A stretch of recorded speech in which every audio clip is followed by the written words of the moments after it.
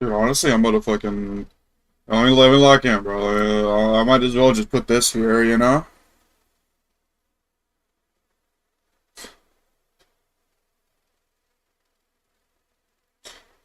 Hmm. Yeah.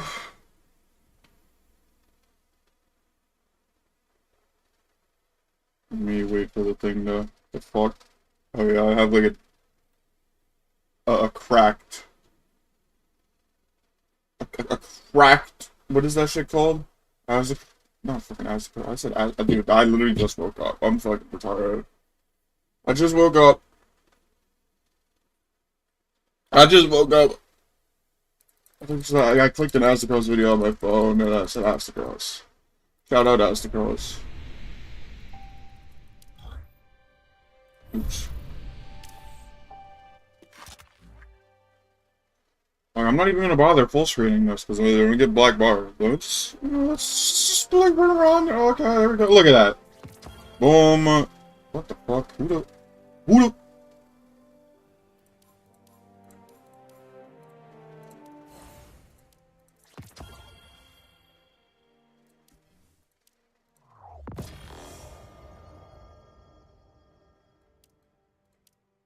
I've done all of these.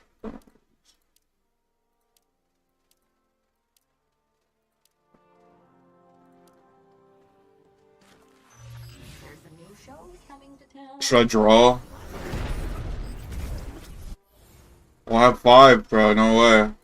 If I get a character, I'll literally, like, suck a dick.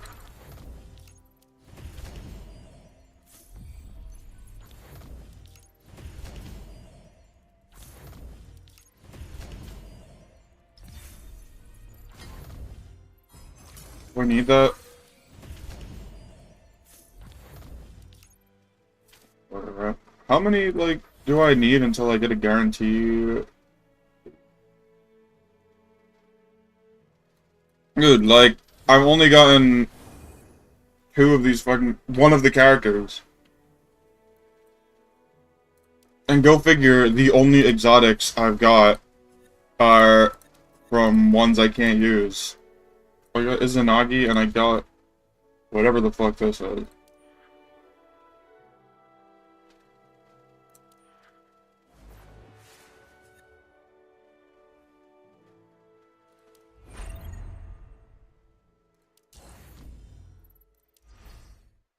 And this just only lasts a little bit longer. Fuck. I might as well do this, right?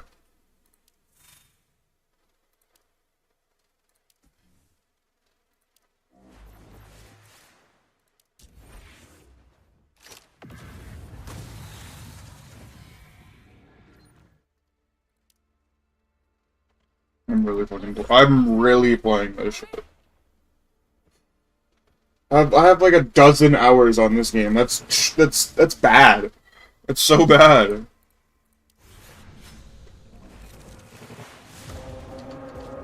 Well, like I'd rather play this than the fucking DLC that's dropping today. Or not DLC, the like whatever the fuck.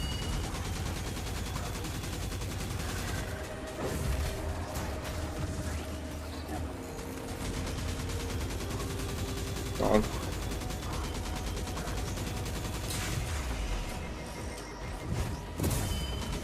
Down.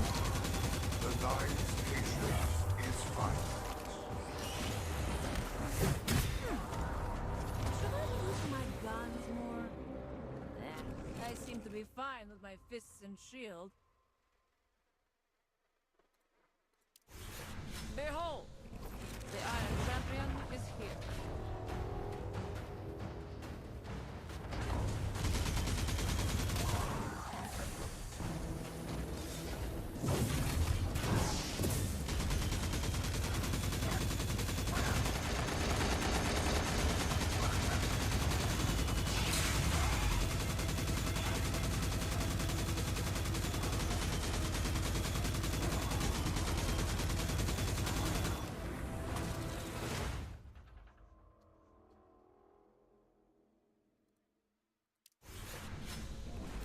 But I don't know if I like this thing. Like it's more defensive than offensive. Whatever the fuck this card that they gave me.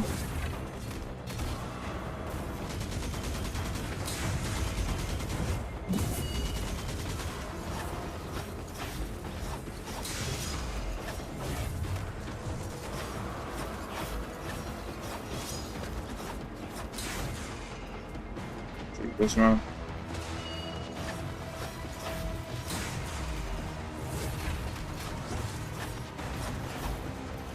Oh, this is like no damage.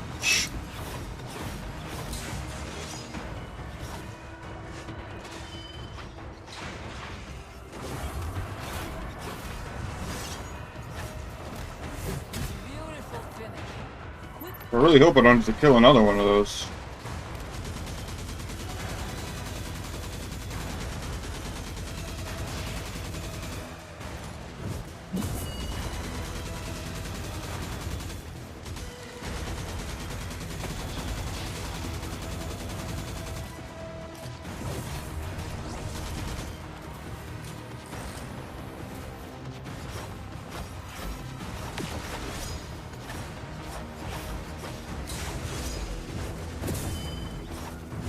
This shield will break you.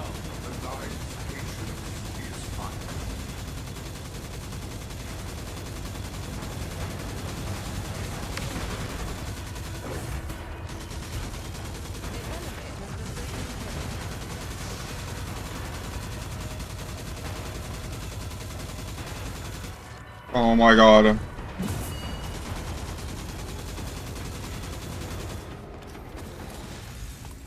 That was hell. Behold, the Iron Champion is here. It only gets more difficult.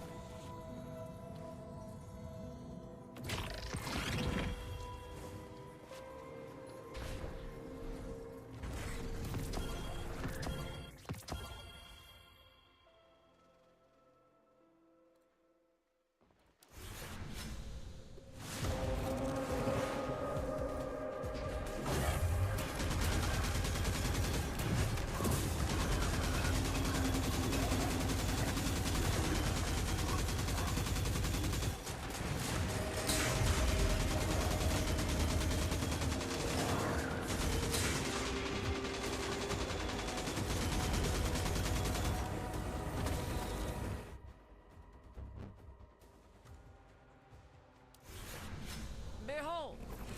Look at all the damage I can get.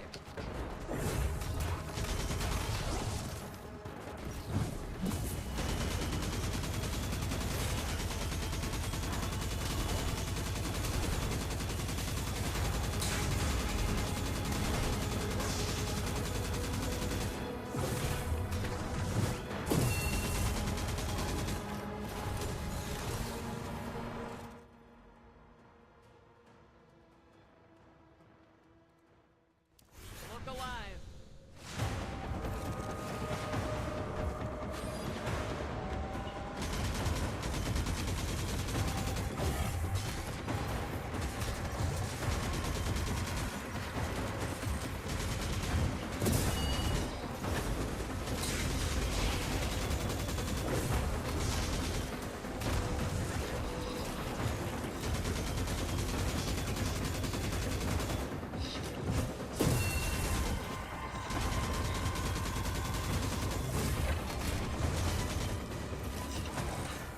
What the fuck? Target is down.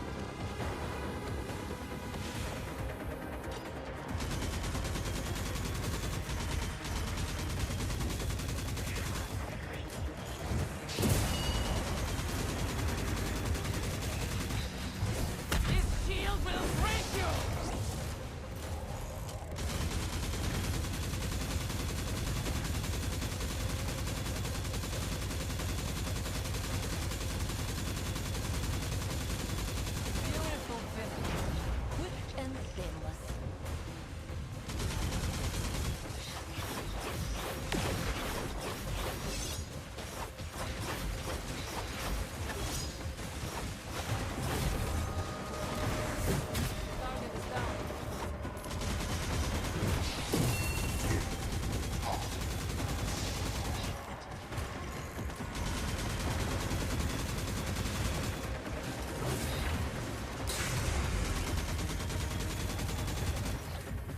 Gaming. So shit, like, when does this shit start again? I don't even know when this shit starts. What am I, like...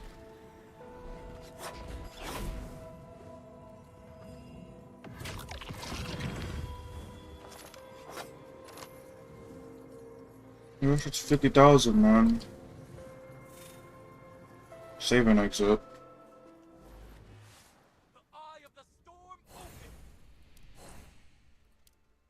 I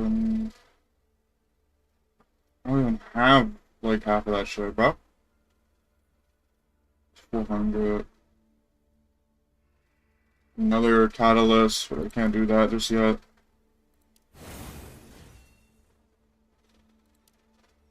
Can upgrade this.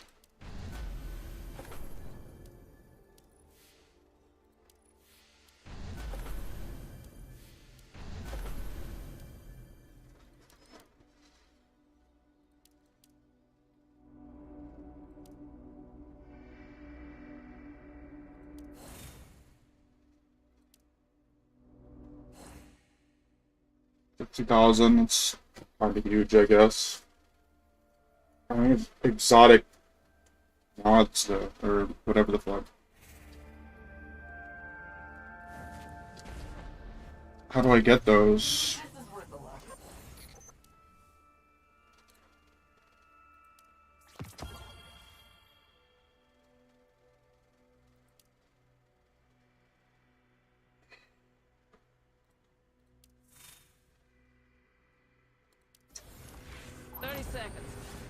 That's all it's gonna take to finish.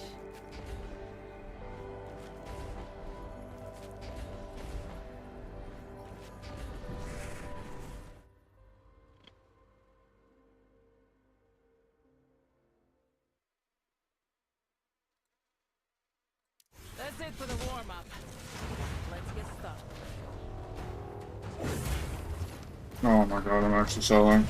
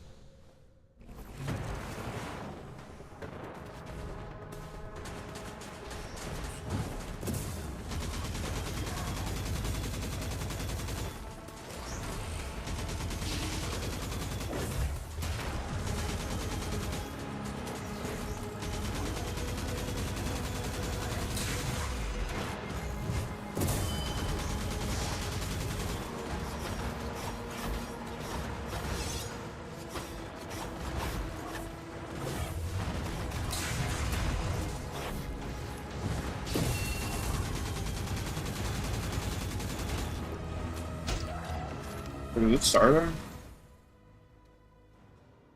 Oh shit.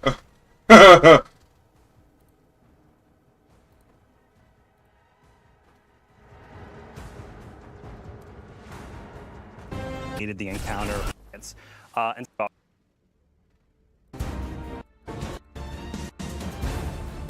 gonna be a little behind, but I don't give a 32 fuck. Destiny 1's launch. I wanted to make sure to cover that at the very top because it's kind of mind melting. 11 years of Destiny. Had no idea we'd be here. Today we have a ton to talk through, so we're going to rush through this. No, we aren't going to rush. But we have Renegades. We have some really cool stuff to talk about that's going to be coming in December. We have a wonderful update from our development team. We've been listening. We're looking at your feedback, and we actually have some plans that are coming together right now to address it since Edge of Fate launched. And then we also have, on the second half of the show, we're going to be looking at Ash and Iron. We'll have a bunch of devs on the couch. We're going to talk about the activities, the loot, and potentially a new exotic that you might have been asking about. So without further ado, Robbie, how you doing? Welcome back to the couch. hey, Dylan, it's great to be here. And like you were talking here in the intro, like we've got some really big changes coming based on all the feedback we've been getting from the Edge of Fate that we'll talk about right after we give a little bit of a first look at Renegades here. And that's why we got our laptops, right? There's a lot to get through and there's a lot to talk about. So we're just got to Dylan and I are making sure we're going to get through it all. So we've been hard at work on collaborating with our friends at Lucasfilm Games to make something that is like unmistakably Star Wars, but authentically a Destiny story and experience. And so today we get to start pulling back the curtain on that. Well, what if I don't like Star Wars? Robbie, is there a Vidoc? Yeah, so y'all asked for it. You're going to get it. We're about to play a Vidoc that is our first look at the Lawless Frontier. You're stepping into a world of criminals, shady deals. Yeah, we're finally getting a Vidoc. Disposal that you'll only be able to find within a black market here that's emerged within Seoul. About And 3 so, minutes Yeah, behind. let's take our first look at Renegades.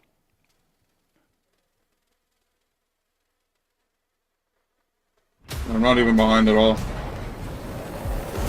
Seeing how stunningly Star Wars it felt was electric. God. I just jumped It into does the walker look and like I just fucking Star annihilated Wars. the encounter. Whoa. Squeezing that trigger and feeling that blaster just go off, it was like a whole new world opened up for me. There's something really special here that we haven't really done in Destiny before. That ignition, that hiss, that sound. Oh, it's like that. Okay.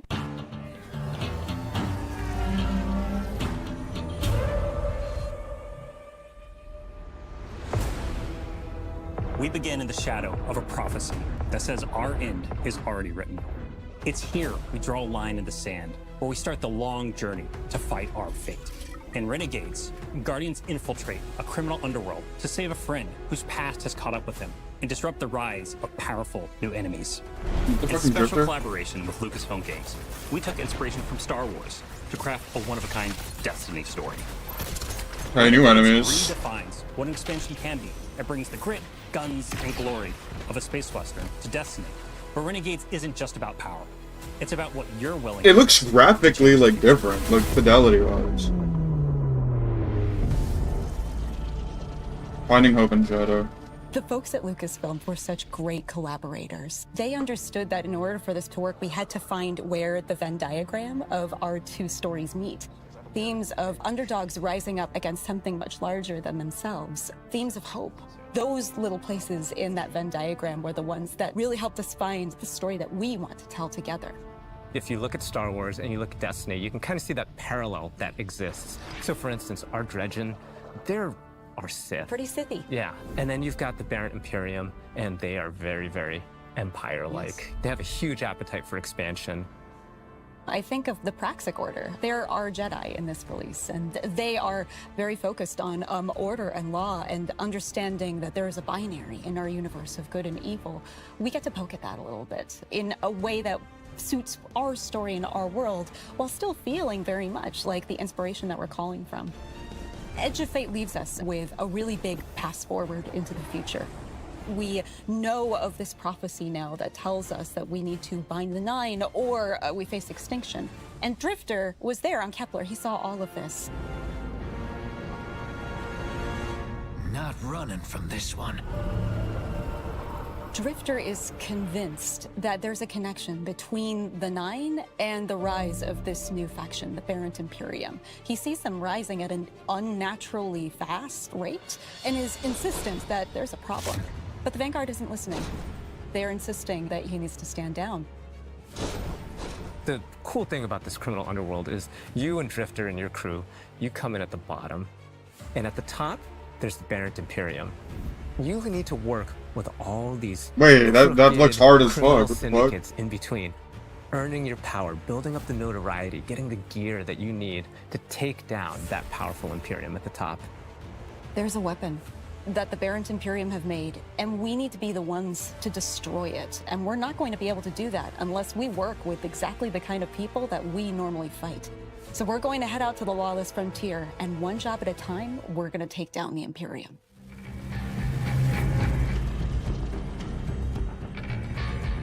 The Lawless Frontier is filled with big, chaotic, cooperative activities. You're going to choose the job. You're going to choose which renegade abilities you're going to take into those No, I'm jobs. assuming like and a then bounty you're gonna board drop maybe. into the action with your team, smash up those objectives, get as many riches and treasures as you can, and then get out or die trying. To do that, you're going to go to the Lost Frontier holo map. You'll see Mars, Europa, and Venus with swamps that are very reminiscent of Dagobah. There's some hints of Hoth in Europa, right? Yeah. For fans of both Star Wars and Destiny, like Mars, which is some pits that are very reminiscent of Sarlacc pits, and you don't want to fall into them, you'll die. These are Destiny locations. It's just we're taking inspiration from some of these iconic places in Star Wars. Let's say we go to Mars, and you're gonna pick a bounty hunting job for the Fallen to take out some Cabal. And then you either matchmake with people online, you take your crew with you, you can play solo. Every time you drop in, you might be in a different location on the map. Your objectives are gonna be a little different each time, and it also might be a different time of day, so there's a lot of variety and richness within these activities, because we want them to be highly replayable. Along the way, we're gonna throw a bunch of curveballs. Fuck is that? You might run into a Is that a missile burst tower that's trying to SMG? take you out from halfway across the map.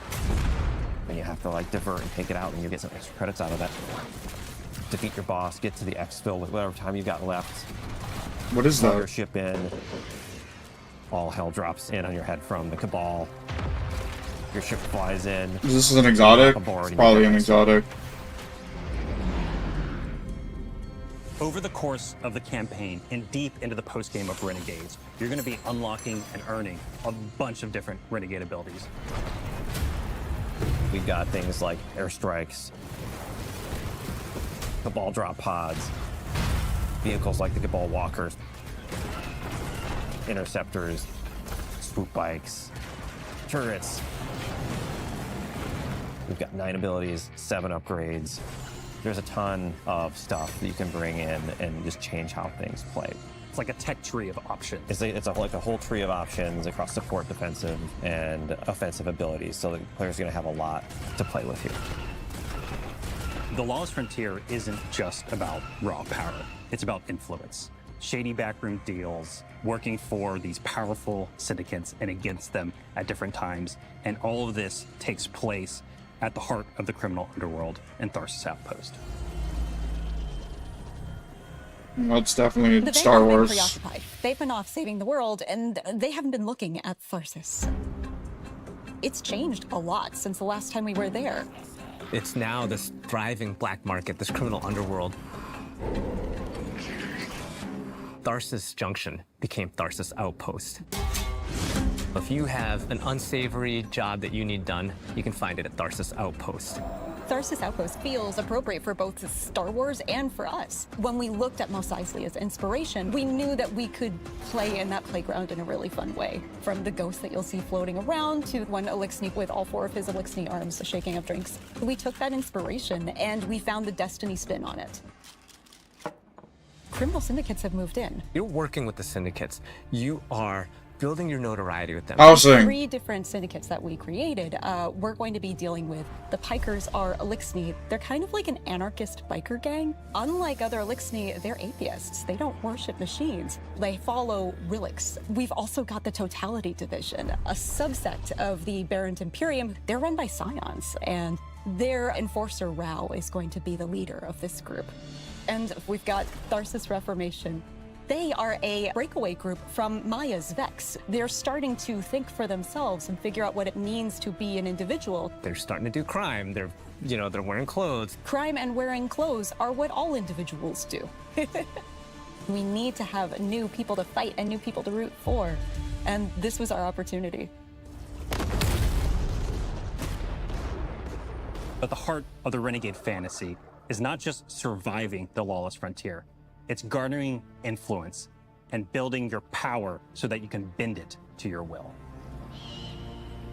In the end game, we get the best weapons, the best armor, the coolest exclusive cosmetics. You're going to need to work with the syndicates to increase your notoriety by completing jobs successfully. Just like a vendor rank, that's literally like all it is, So watch. you'll unlock our highest risk, highest reward jobs, and at the same time, you're going to have the ability to do the special job that'll take you off planet to the dungeon.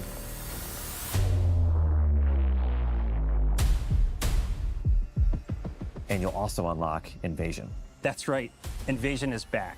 But this doesn't work like Gambit. It's opt-in. The invader has some initiative when Invasion begins.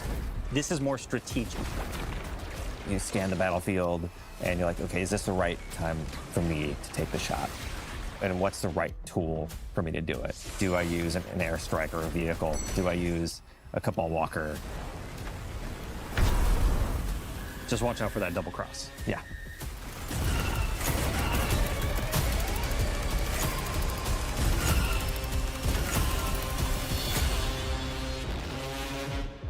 Renegades marks the Guardian's descent into a criminal underworld. A world of shadows and syndicates, where your light and your choices will cut a path forward. You'll fight dirty, break the rules, and build a hardened crew that can take on any job, standing up to the most ruthless syndicates in the system.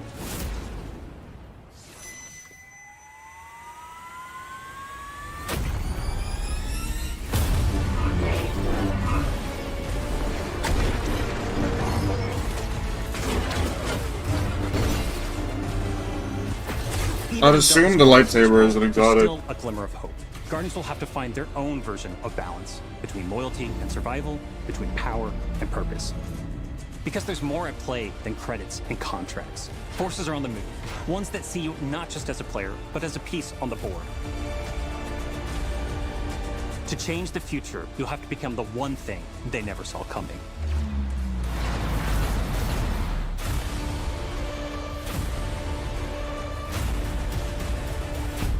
Start the engines. Take off as soon as you can.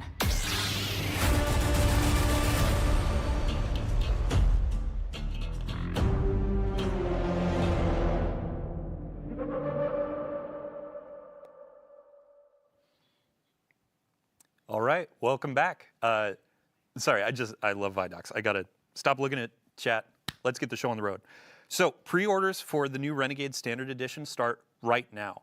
And we actually have some added bonuses. Even if you pre-ordered the, what do we got? Year of Prophecy Edition, we have 2 additional cosmetics that are going live today with the patch. The Starside Introduction Emblem and a new exotic ship, which we call the Renegade Leader. You're gonna see it on the screen right now, and I'm gonna ask a silly question. What are we looking at? I mean, I think we're kind of looking at something that looks like an X-Wing here a little bit, maybe a little red leader action. So, I mean, this is one of our homages, right? That's the team had a lot of fun with. So we wanted to build like an iconic ship, Dylan, that kicked off the road to Renegades here over the next few months. And what's cool about this is you're actually going to see your ship, whatever ship you have equipped, that's going to be flying by when you deploy your Renegade abilities in the Lawless Frontier. And also, you're going to be using your ship to go between different areas within the Plaguelands here in the Reclaim activity that's launching today as well. Awesome. So with pre-orders talked about, let's dive into the Vidoc. Robbie, where are we starting? Yeah, so I think it's like probably best. There's so much like to do a really kind of quick overview of what we looked at here. So Renegades thrust you and your crew into the heart of a lawless frontier that's emerged around Mars, Europa, and Venus, all new locations across those places. And you're trying to keep up with Drifter, ultimately, who's chasing startling visions of calamity and rumors of a powerful new Cabal faction that's rising, the Barren Imperium. That Imperium's installed themselves as top dog in the criminal underworld, and Drifter's convinced that the Nine is involved with the Imperium's rapid growth. It wouldn't be the first time the Nine have meddled in the background and done some crazy things with Cabal-related enemies. Anyway, so to deal with the Imperium, you're going to take on the role of a renegade. As a guardian, you're going to smuggle, sabotage, bounty hunt your way to the top of the lawless frontier, and that means you're going to be working with the shady syndicates to build your influence within Tharsis. But ultimately, like, this is for the right reason. You're being the bad guy to do the right thing because you can't really ignore this prophecy of extinction that showed up at the end of Edge of Fate. Yeah. So, I mean, you mentioned Drifter. We have a pretty stellar cast here, and there was a new character that we showed off in there. Yeah, we showed one of our new characters. That's a new member of your crew who comes from the Praxis Order, actually. And they've been tasked with tracking down reports of dredging activity across the lawless frontier. And they've also been tasked with keeping an eye on Drifter because he's been seeing and saying some crazy stuff lately. And this is all being done in defiance of the Vanguard, so this Praxis Order is kind of here to kind of be oversight of everything that's happening. We've got a bunch of new villains, too, alongside the criminal syndicates and their bosses, and we just don't want to spoil too much right now. We're going to have more on the story closer to launch. All right, so we've got smuggling, sabotaging, bounty hunting, wearing clothes, doing crime. It's important. Let's talk about the gameplay. Yeah, so being an individual means crimes and clothes. We've established that going forward. So one thing to like make sure is clear here, like in the campaign that has a bunch of story missions, it's going to introduce you to also the jobs that you'll be taking in addition to those story missions within the Lawless Frontier. So you'll be kind of climbing the ranks of the criminal underworld here because the syndicates are not going to trust you out the gate. You kind of have to garner influence with them before they're going to help you out in dealing with the Imperium. And so then at the conclusion of the campaign, once that Imperium's chokehold is kind of loosened on Tharsis and the Lawless Frontier, you unintentionally kick off a turf war between the three syndicates, because now they're all vying for power because you've kind of toppled the top dog of their power hierarchy. Yeah. And so let's talk about this. In December, the Lawless Frontier is coming. It's not just like a concept. It's an activity. Yeah, and I know we're showing something on screen right now that is when you go through this daily ritual of dealing with contested territory, you'll be able to target the syndicate you want to kind of take down in that moment. But ultimately, the Lawless Frontier is a new activity where you'll be carrying out a variety of those missions, those smuggle, bounty hunt, sabotaging. I think you kind of can tell what they're going to be all about just with the name of them. And this is you just partnering with and against the syndicates. And so it's fast, it's tactical, and it's going to throw a ton of enemies and a variety of objectives within each of these jobs at your fire team in new locations across Mars, Europa, and Venus. This is all about big, chaotic co-op action within the Lawless Frontier. Yeah. Cool. And then when you're working with the syndicates, I expect to be paid when I take on a job. Sure. What are they going to be giving us? Every criminal does. Yeah, right. You know what I mean? So, one thing just to talk about at the top, because Tom and I are really excited about this, the creative lead on Renegades. The Cabal have been dropping pods on your head for 8 years now, something like that. And so with one of our Renegade abilities, we kind of get to turn the table on the Cabal and drop one on them. It also supplies you some ammo and stuff too, some nice convenience there. But the campaign ultimately introduce you to a number of these abilities. And the Turf War, you'll actually choose which syndicates you want to pledge to in order to unlock more abilities and a bigger suite of upgrades. Also, depending on which syndicate you're pledged to, there will be other bonuses and weekly shipments coming into Tharsis as well that you get to take. That was nice. One thing I want to note too is that all of these huge Renegade abilities that we're talking about in the Vidoc, they're purely additive to your subclass abilities. The Renegade abilities do not override any of your other Guardian abilities. So your super, your melee, your grenade, that's all at your disposal on top of these Renegade abilities. We really wanted to lean into the idea of this fantasy of you working with your crew and the various roles you could play within the Lawless Frontiers of all these different type of jobs that you're going to be doing. Awesome. And then I have to give a shout out to James Sy. He's frankly one of the biggest Star Wars nerds I've ever met in my life. But he was talking about the blaster and that feel the first time he shot it. Let's talk about him. Yeah, I love that blaster, and because my personal joke is it's like Forerunner at home. It's kind of like a legendary version of that exotic, and it just feels fucking incredible. Oh, sorry, it feels incredible. Excuse me, for kids at home. So we're gonna have a weapons deep dive close to launch. I know it keeps saying that. There's a ton of the Vidoc. There's even more to be talking about in the next few months. But what we can say about blasters right now is they're new, powerful weapons in your arsenal, and they actually draw ammo straight from your reserves, Dylan. And so the mechanic of this is basically heating up the gun and then venting it out. So no reloading technically, but since you have to charge up heat and you have to think about overheating, it's a whole mechanic and has its own special reload associated with it. And so it's going to be all about finding the rhythm of pace and battle between building up heat and venting it. It's really fun to play around with, and the team is really honing in on something that feels really special and new. It's cool. All right. It's cool, yeah. So we're not going to go too deep on campaign because spoilers. We want to let players discover that. Yeah. We've talked about the Lawless Frontier, but one of the components is invasions. Oh yeah. So you're going to unlock invasion as part of that turf war we've been talking about, and the syndicates are reaching out to you, and they're giving you contracts to play hitman against other Guardian crews. So it's 1 versus 3. It's you versus a Guardian crew on the Lawless Frontier. And like we said in the Vidoc, invasion is 100% opt-in for both the invaders and the defending fire team crew. But don't worry, because all of the difficulty modes, there's always an option that is available to you if you don't want to engage in invasion. Hallelujah. Yeah, we wanted to make sure that, because even though some people love that PvE chocolate mixing with that PvP peanut butter, we wanted to make sure that if you didn't want to do that, there's always an option for you to do something else within the Lawless Frontier. And then if you do opt in, though, there's more rewards or incentive, right? I mean, yeah, you're you're basically saying, hey, fire team, I'm open to having another Guardian come and wreck shop and mess my day up, right? And so you're taking a higher risk, so therefore there's a chance of higher reward depending on how you handle that, right? Cool. Yeah, I mean, so that covers gameplay effectively. We do have a dungeon. We showed a little tease, but again, no spoilers. We'll let you discover that on day one. Let's talk about the last thing that players may have seen, or the first thing, honestly. We saw chat blown up. Let's talk about the saber.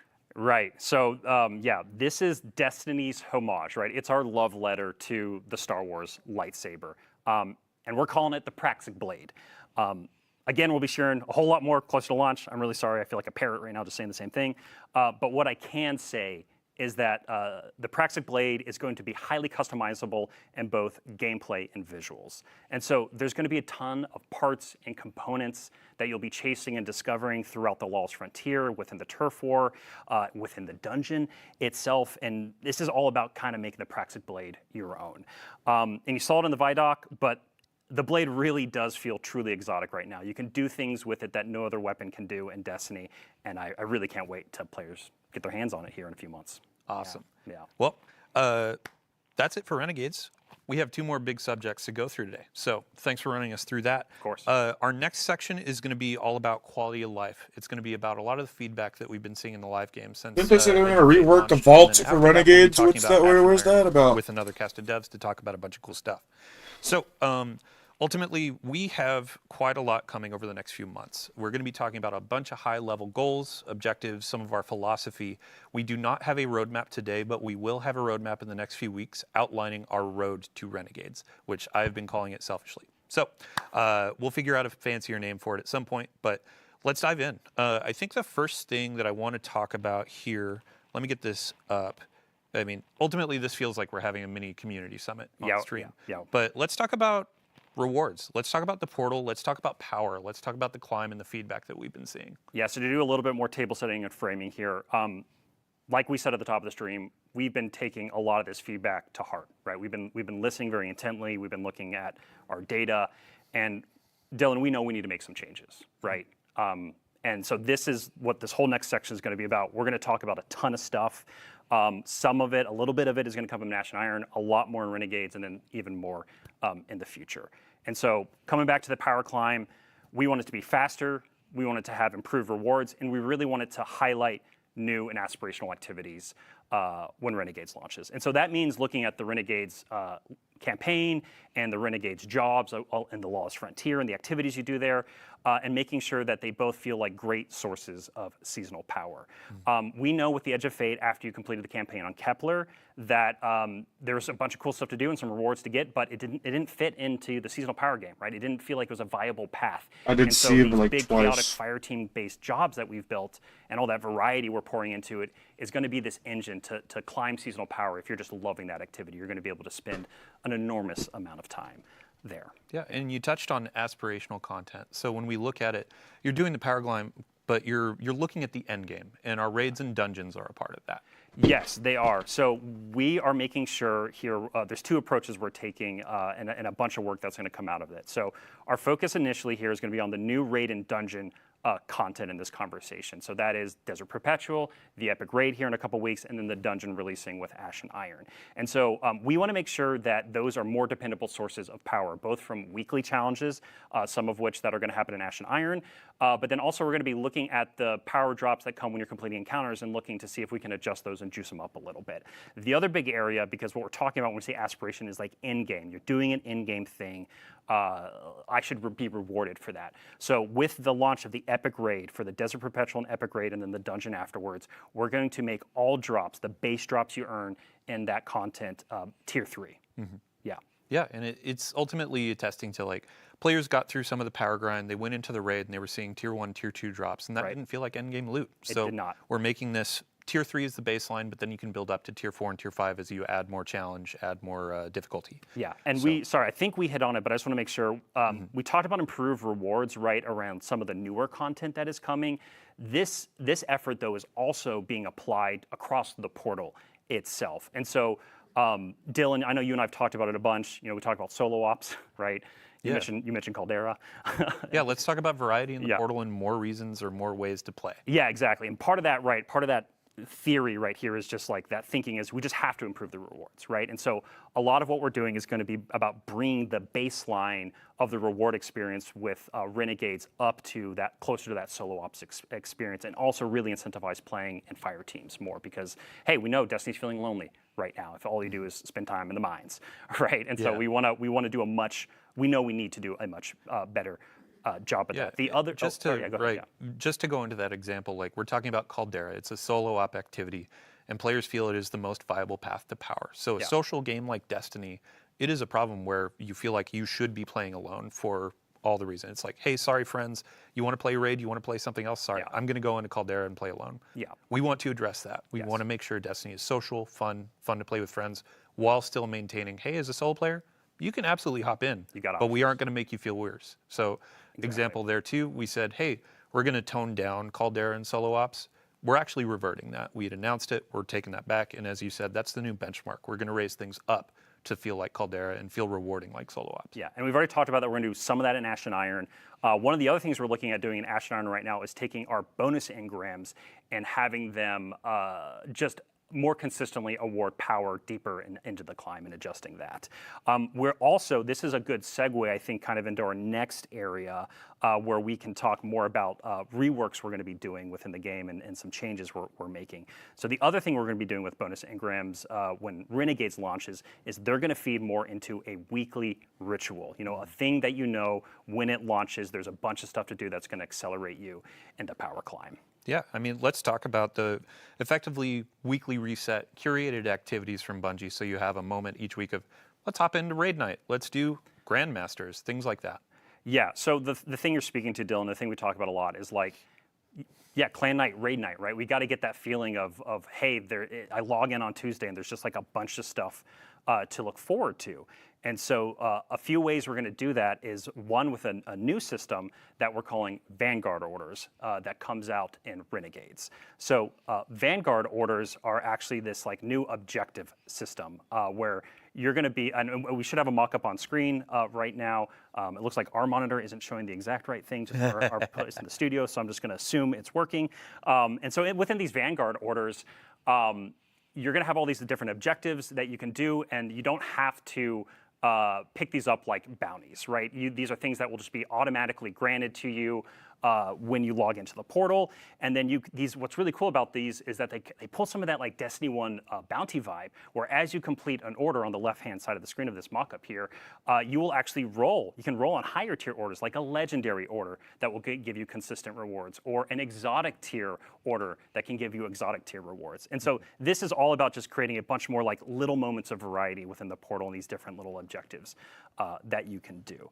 We already touched on bonus engrams a little bit and how we're going to be reworking those even more with Renegades launches to feed into that idea of like, look at all these things in the portal. I know if I go and gobble up all the green engrams, I'm accelerating on my power climb, and that's much easier and clearer for players to understand.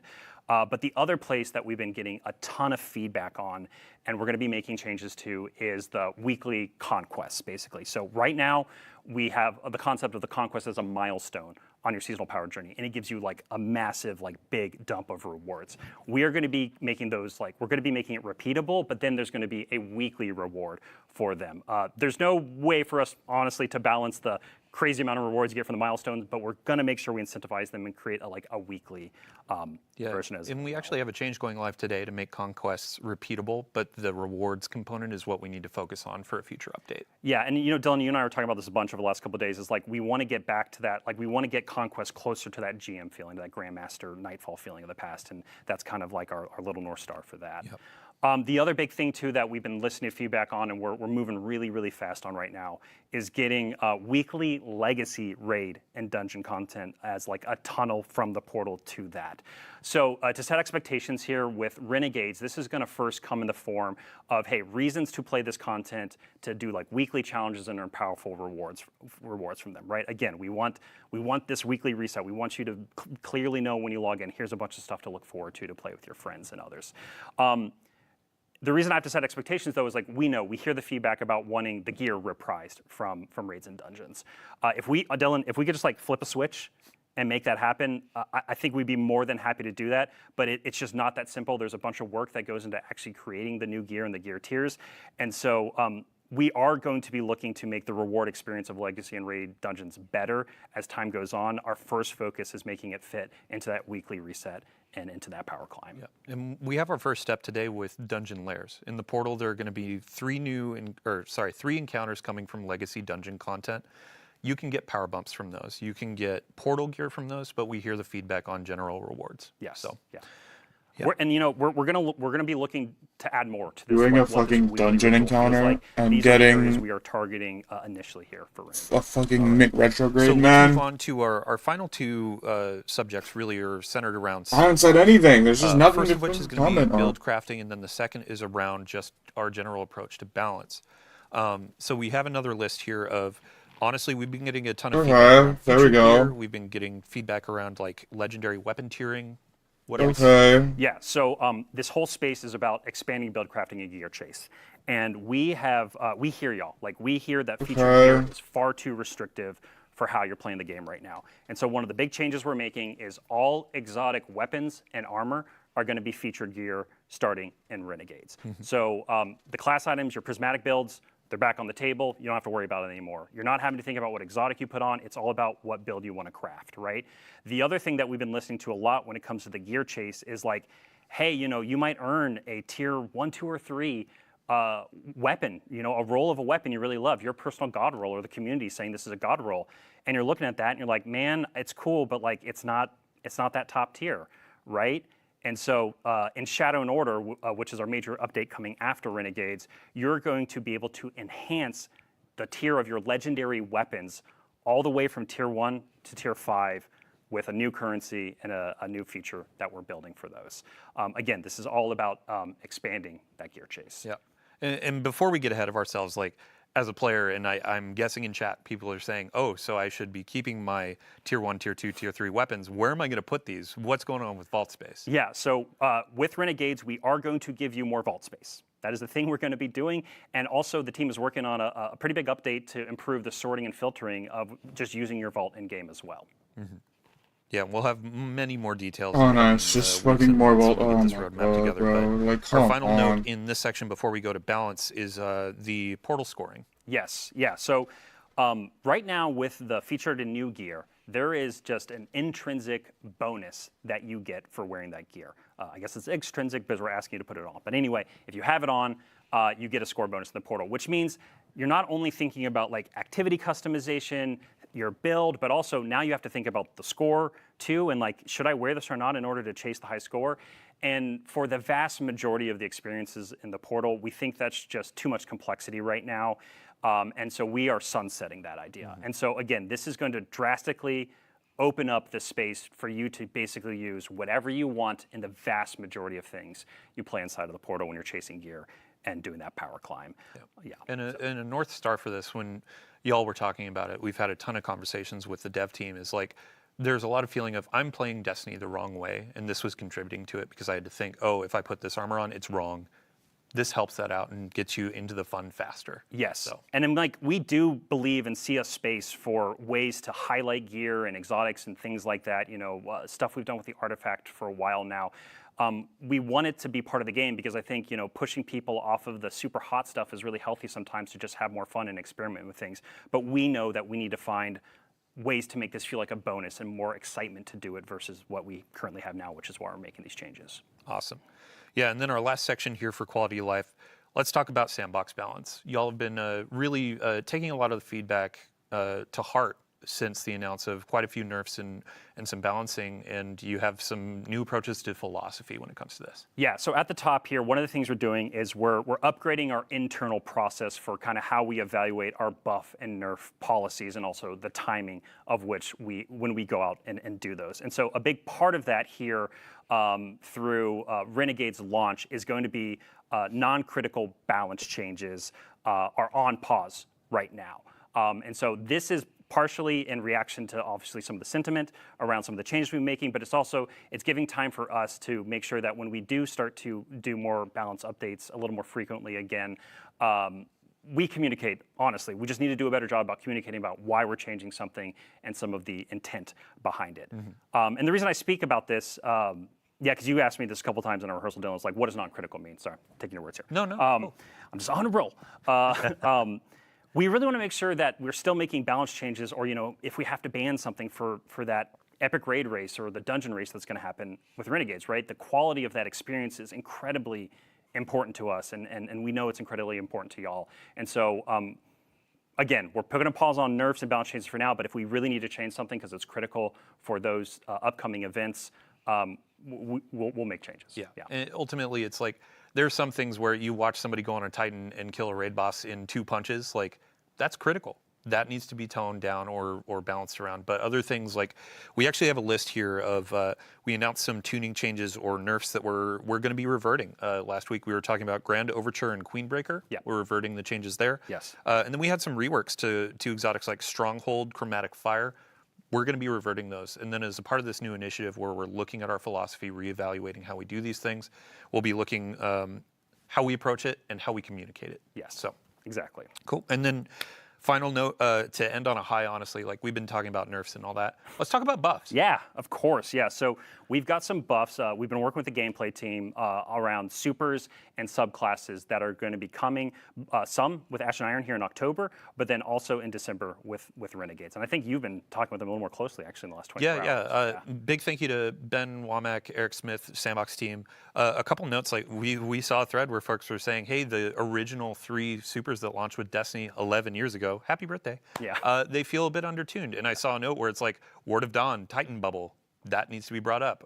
Golden Gun. I know Warlocks are getting some abilities changes too. Turrets. So turrets changes coming very soon. Yep. And grenades and other things too outside of turrets. So we will have a full list over the coming weeks. And honestly, it may build. We need to get our roadmap together so we know exactly which hot fixes, updates they're going to be rolling out in.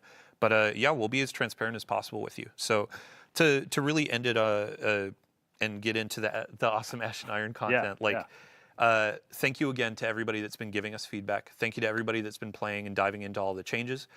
We know some need work, and we're going to be doing that. We've been listening, and now we're getting through the planning stages, and we're executing on a bunch of changes over the next few updates and beyond Renegades. So, Robbie, thank you for joining us. As we're going into Ash and Iron, we got to get the couch full of new devs. Yep. So, thank you so much. Thanks for having me. And yeah, we're listening and we're going to keep responding to the feedback. So thank you all so much. And yeah, let's get some more people on the couch. I've been talking too much. Yeah, you See brought y'all up later. Vidoc. We have a trailer for Ash and Iron to roll. And about 2 of you have been here before, but Noah, first on the couch, this is your first time. Yeah, no, I'm super happy to be here. Yeah, welcome. fucking bite. For folks to learn who you are. Yeah. Who are you? What do you do? What's your title? Yeah, my name's Noah Pearson. I'm an associate sandbox designer here at Bungie. While my title is like officially working on the armor team, I do work in exotic armor from time to time, but you find me more commonly working on the seasonal artifacts, so like the one for Heresy, the current one for Season of Reclamation. Both those are mine.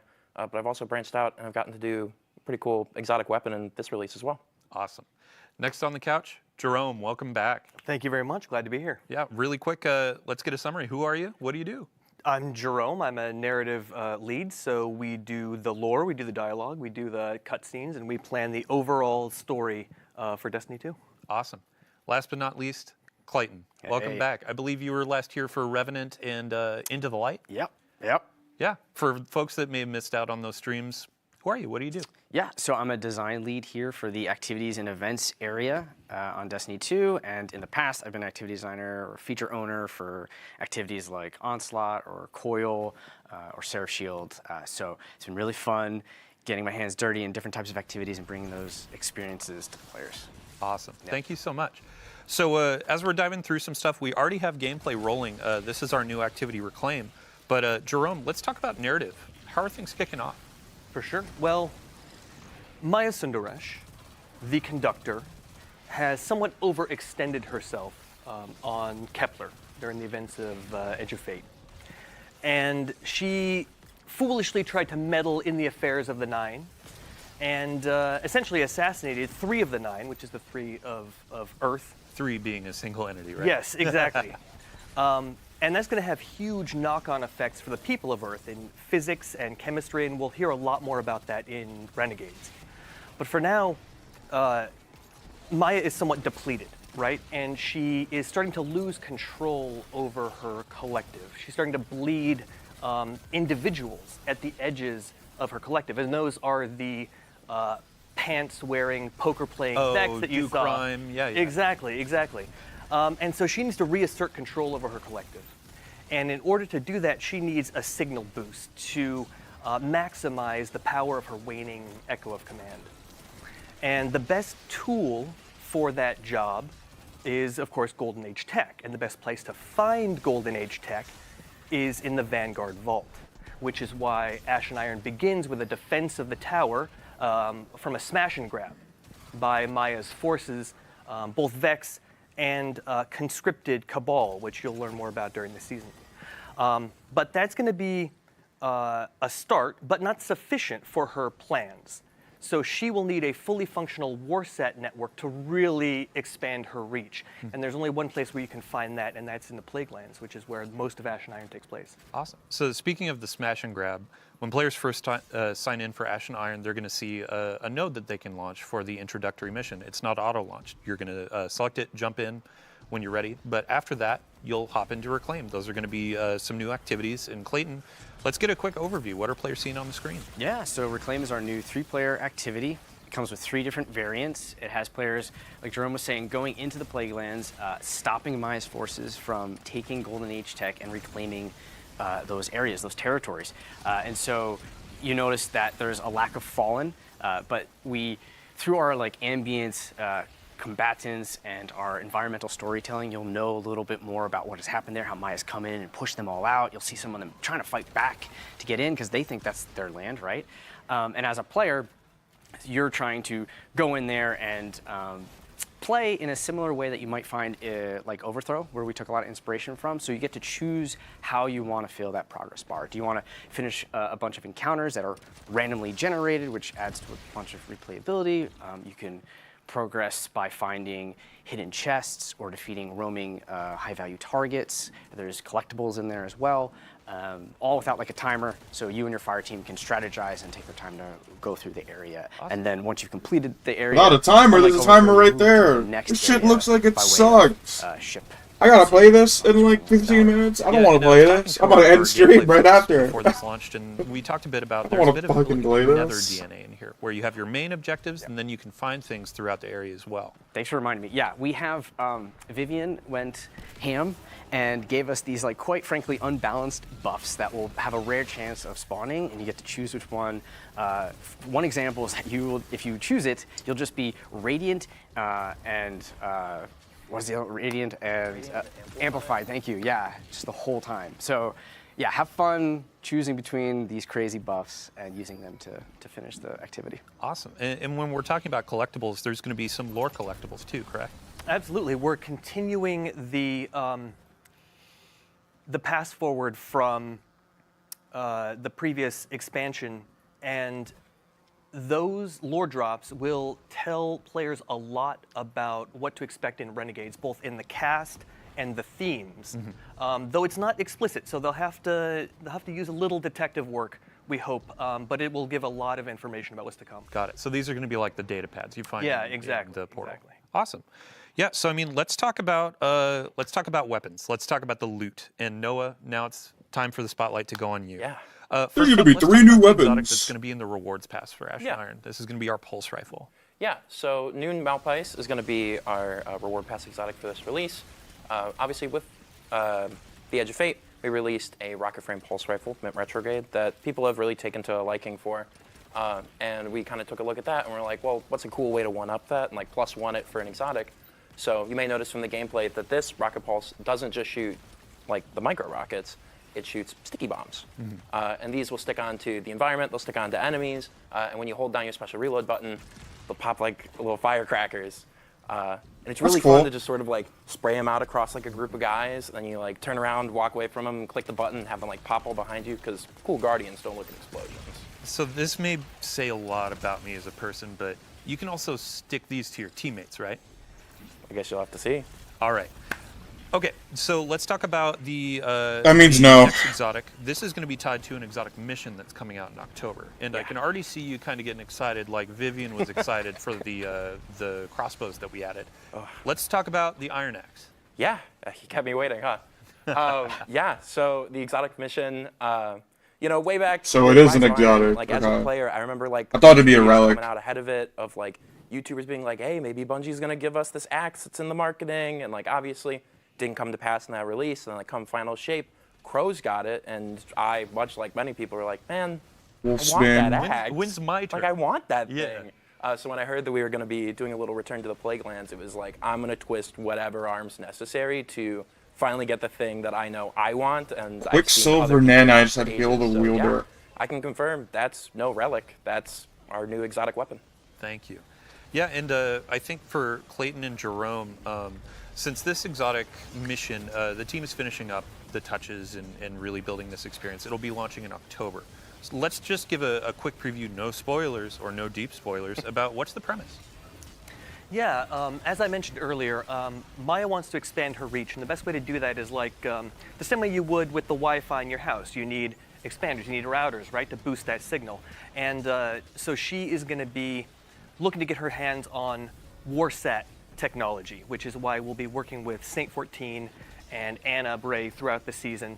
Saint 14 is sort of our tactical expert, and then Anna, as with her association to Rasputin, having all the subject matter expertise on WarSats. You can get shit from Not that to get test. too deep into spoilers, but you will be working with 3 of Kayatol's Scions specialists in the mission. So, Man, I can't wait. Yeah, October can't come soon enough. So let's come back to day one. I keep checking my watch here. 10 minutes, 11 minutes until launch.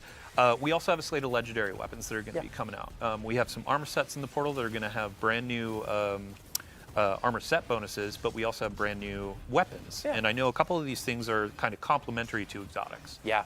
So with Ash and Iron, we as Sandbox were like taking a look at some exotics we wanted to bring up, and we talked about Mida and Sturm getting some updates to bring them up to that modern parity. But like when those weapons came out during year 1, they came with their paired weapons, and like during that time, it made sense, like to have 2 primaries. That was what the game was. So when we were taking a look at like bringing them up to modern Sandbox standards, we were like, well, we should probably hit it for the paired weapons as well too.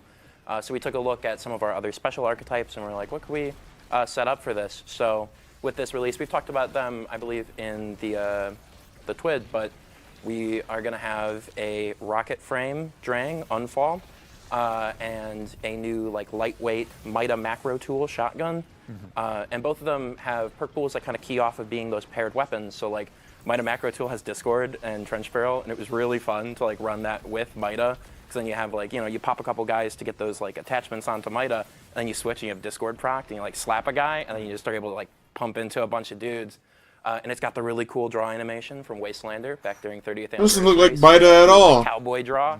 And it's so fun to run around. And the sidearm is Arc, correct? It is our second Arc rocket frame sidearm. It's got a pretty big mag size, so instead of Volt Shot on this one... Oh, they're just new weapons. I thought it was... which is pretty fun. I thought that was just going to be Drang. Guy, and have them jolted, and then pop them with like a really powerful Sturm shot. Awesome. Yeah, and these are going to be added so through the portal. Reclaim is going to be living in the portal in the fire team area, and that's where you're going to earn some of these. We also have Crucible Ops is going to be the source of the shotgun, and then a couple other things as well that you'll discover in just a few minutes here. So let's move on. Our last conversation, or our last topic of the day, is going to be around events, our recurring events. And the first thing that kicks off is actually a new one to celebrate Reclaim. And Clayton, what are we going to be doing today? Yeah, we're launching with New Territories Reclaim. It's a new standard event that will highlight a new activity. And so we do that with our daily challenges, weekly challenges, or it's for a week, so 1 weekly challenge, and then has its own reward track and an event home that you can launch the activity from as well. Awesome. And then I believe it's next week, we also have Iron Banner coming back. That's right. So is that also going to have an event home? Yes, it'll have event home. Same slew of things where daily challenges, a weekly challenge. You'll have your reward track. We have a hand cannon coming in there. We have an armor set. And you'll have your title and your triumphs as well. Yeah, I believe we redacted the new set bonuses for Iron Banner, but I've heard they're actually quite fun. Yeah, pretty cool. Might want to hold on to it when you get your hands on that. With what vault space? And then the third event that's going to be coming oh my is God, I hate Arms this Week. shit, bro. Coming back, the first one was all centered around, let's look at hand cannons. We had the new shotgun style hand cannon. Yeah. And then with this one, it's going to be shotguns. Yeah. Yeah, we're taking a look at shotguns this time around. So much like during the prior Arms Week, we will also have a cool slate of shotgun mods this time around. My favorite of which, when the designer who was working on them, Taylor Bjorndal, who was on the stream before, when he was starting to work on them, me and him were sort of bouncing ideas back and forth. And I was talking about like old rapid fire frame shotguns when they had like the really fast rate of fire. And I was like, I mean, what if all shotguns shot like that? And he like paused for a minute, and then I got the message, what if they're all just Fourth Horsemen? Oh, Bjorn, you mad scientist. It is really entertaining to take a slug shotgun and have it shoot that fast. Yeah, and we saw a lot of celebration with these volatile mods for hand cannons during that week. So with shotguns, we have the one that's effectively going to be Fourth Horseman everywhere. Yeah. But we have a couple more too, Yeah. and we'll leave that for players to discover It's going soon. to be super awesome. Next up on the slate, we have Fest of the Lost is going to be coming back during Ash and Iron, and we have a preview of our armor sets. So these are armor ornament sets. Y'all voted on these earlier in the year last year. I like them. We had to show them. They look Great awesome. votes. I cannot wait to have those roses on my shoulders. Warlock. But with Fest of the Lost, we have some new activity content, correct? That's right. The Headless Ones have broken out of Haunted Lost Sector jail. Because of that, we have new activities. So we have a new PvE 6-player activity called Haunted Altars. And then we have a new PvP activity called Red Rumble. Hocus Focusing is coming back. It's going to be a 2-week-long activity. We have 2 new weapons, your prize weapon. You'll have your reward track, event home, the whole shebang. I'm very excited. It is very fun to play in those activities. Awesome. So it's chaos, just all chaos. And then the last on our list, so Jerome, we have a new event called Call to Arms that's going to be coming at the end of Ash and Iron. Can you give us a quick overview? Sure. We're going to be working with Devram K, who has been holding down the I'm so DZ fucking for the bored better that, part like, of I the didn't year, even but realize we're on the doing it all in one fucking life. Cosmodrome. And he'll be taking some. Oh my god, I don't even part want to play in the this. tower and being our liaison to the foundries. We have to remember that most of the guns that the Guardian fires are designed and produced in the last city. Of course, we know that they're actually designed and produced here with the sandbox No, team. what do you mean? Cassoid's in-house. That's right, Mr. Cassoid, right here. So we will be working with Devram to stress test the latest and greatest in gear from the foundries, and the Guardians that can push their gear the furthest and get the most out of it will reap the greatest reward. So there's a competitive aspect to it as well. Awesome.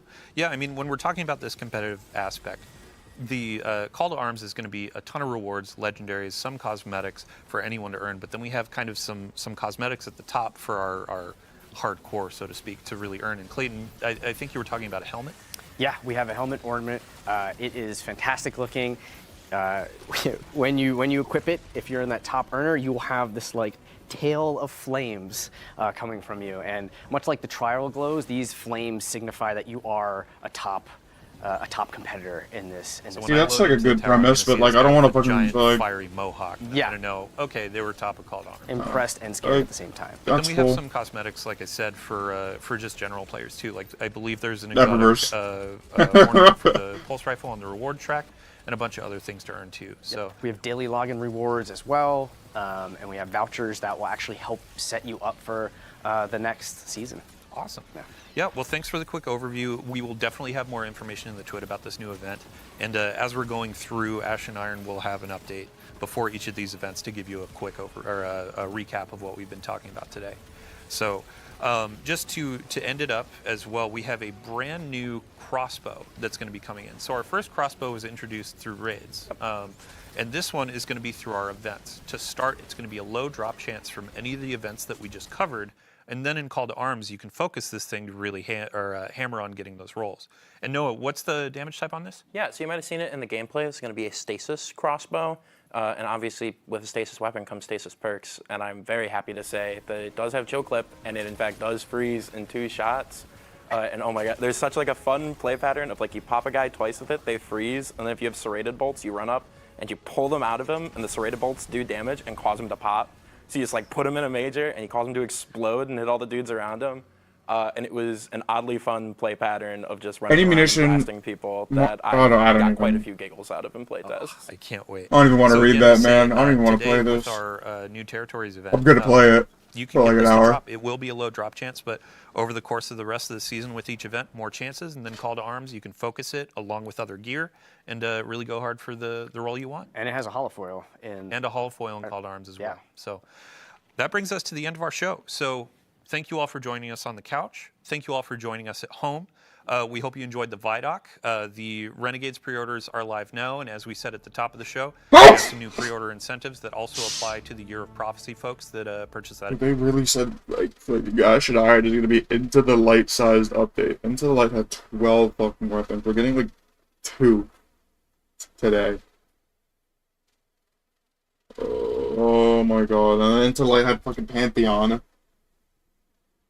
Oh my god, we're cooked. Addition. It's over.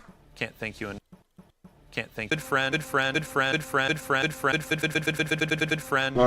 He's great at Destiny. Sometimes I do question his PvP prowess, but love the guy. So thanks for joining. Have a good day. Before that, I gotta hold up. I gotta finish this real quick. Don't mind me. Don't mind me.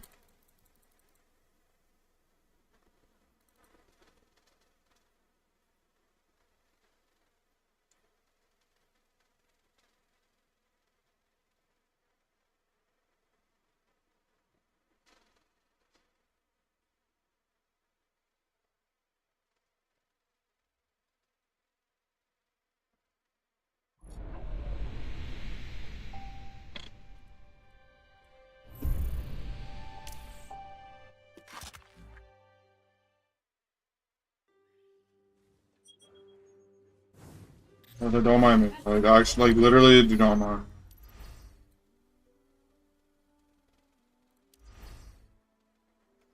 Dude, Ash and Iron kind of crazy, bro. Like, they like really overhauled the entire game.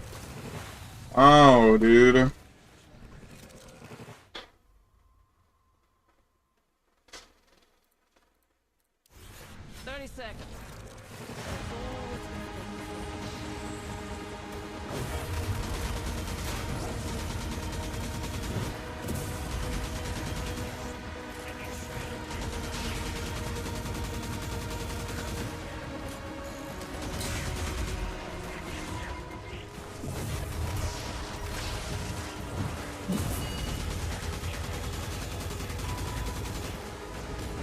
Thank God this shit doesn't contest.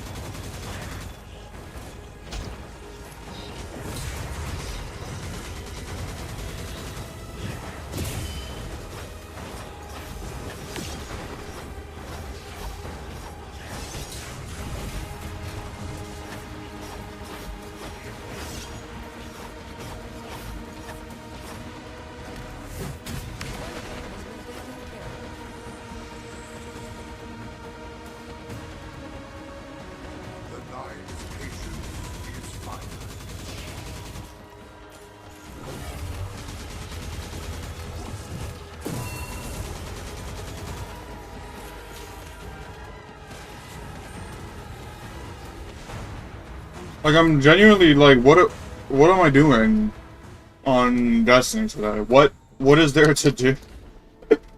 Like,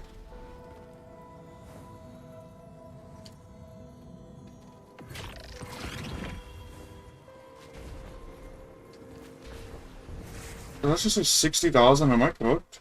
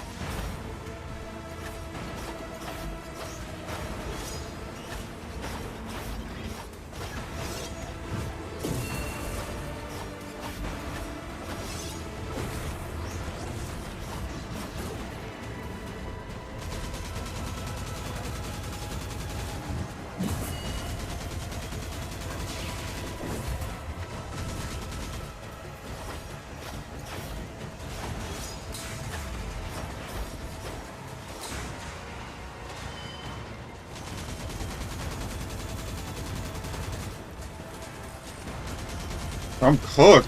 I don't do enough damage.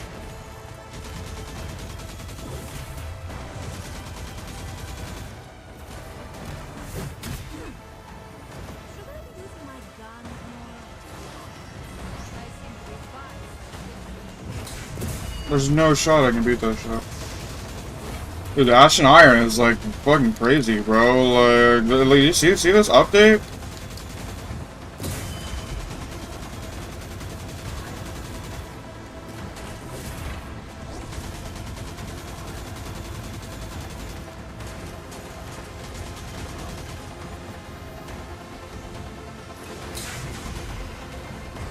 Face the Iron Champion.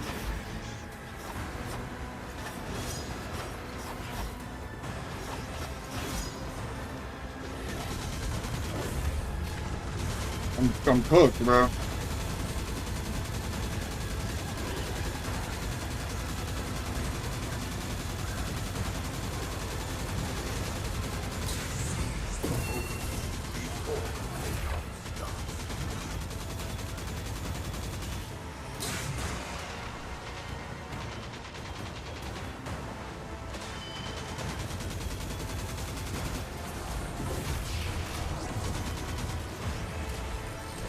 No, I think okay, it's 30 seconds until enraged. I don't know.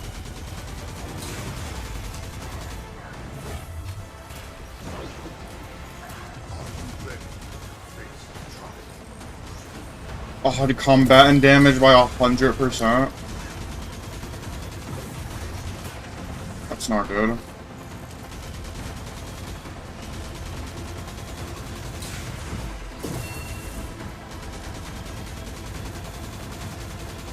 I did it though. 30 seconds. That's all it's gonna take to finish. Good fight, team. Good fight. What do I even get for this? Ooh, that's huge. That's so huge. And then I get a bunch of that. Nice. What do these characters even do? She's solar? Alright. That's enough. Time to... Shit. Fuck. Oh my god. I really don't even want to play this.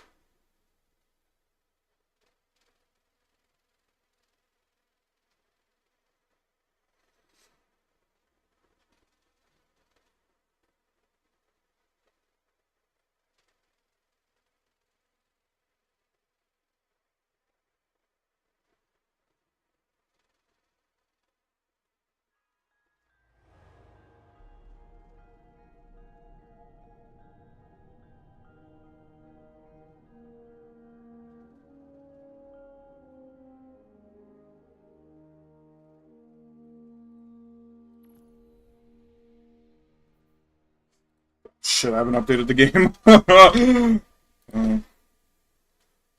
Surprised this fucking thing needs an update, you know? I'm really surprised, manage.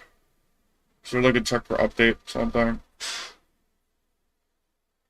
How do I check for update? Do I just like close Steam and then let me fucking get rid of all this shit.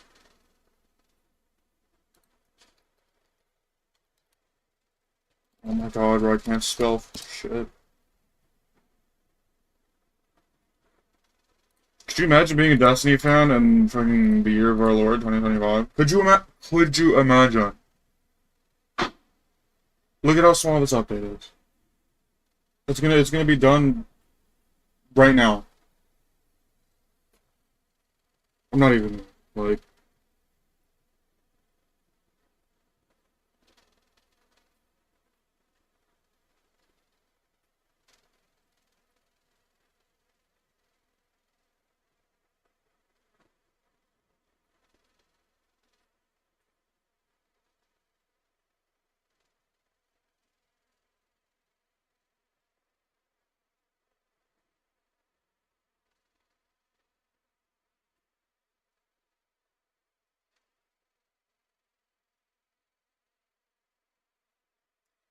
What the fucking do?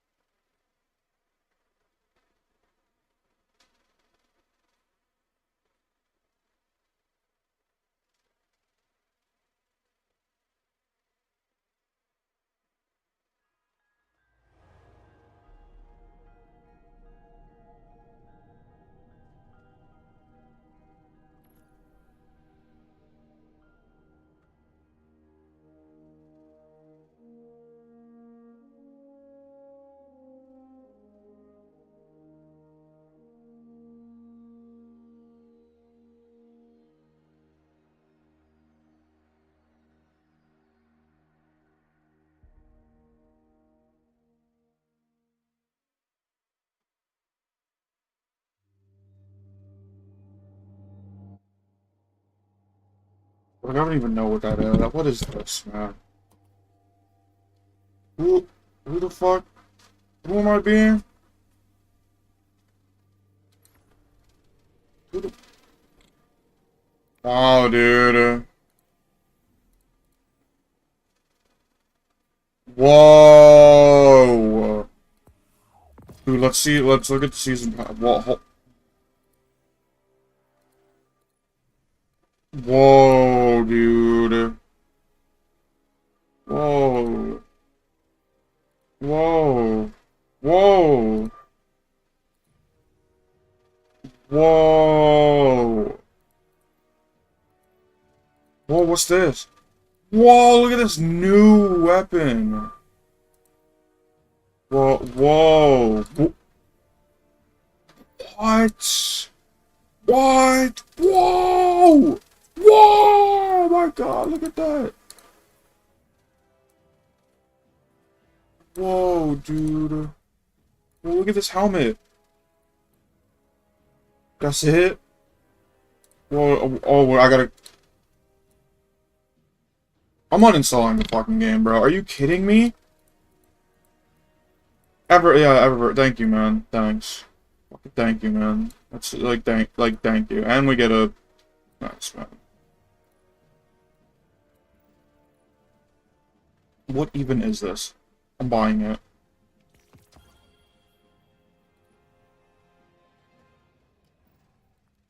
What is this?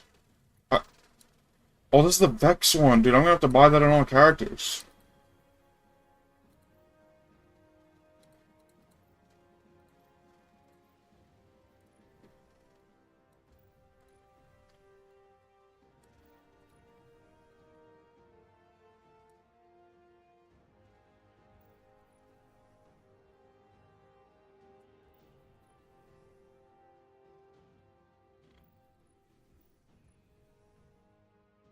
I hate this game, man. Like genuinely.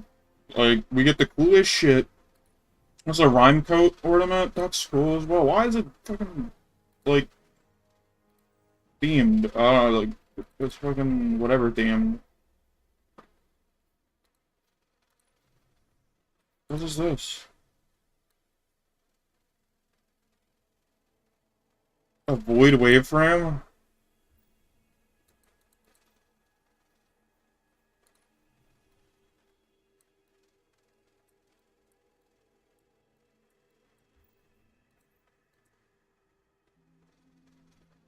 How do I, like, launch the thing? This?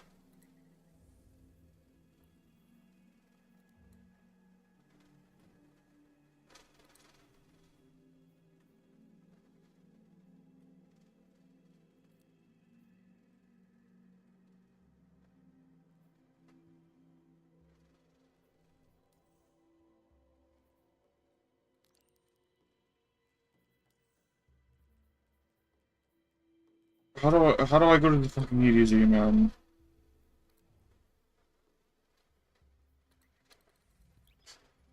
Why do I have a Trials fucking emblem on, man? What is going on?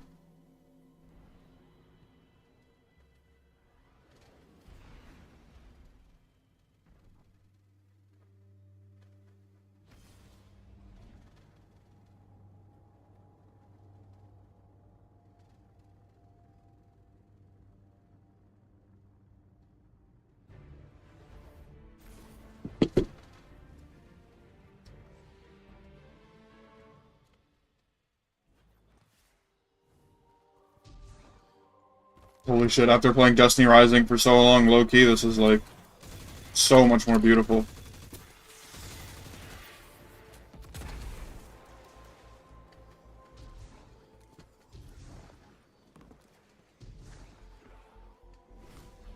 Oops. Wait, I should probably put on the new one, right? What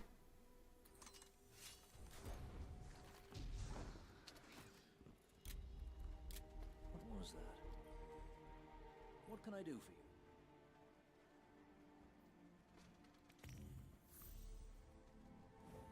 It will be good for you.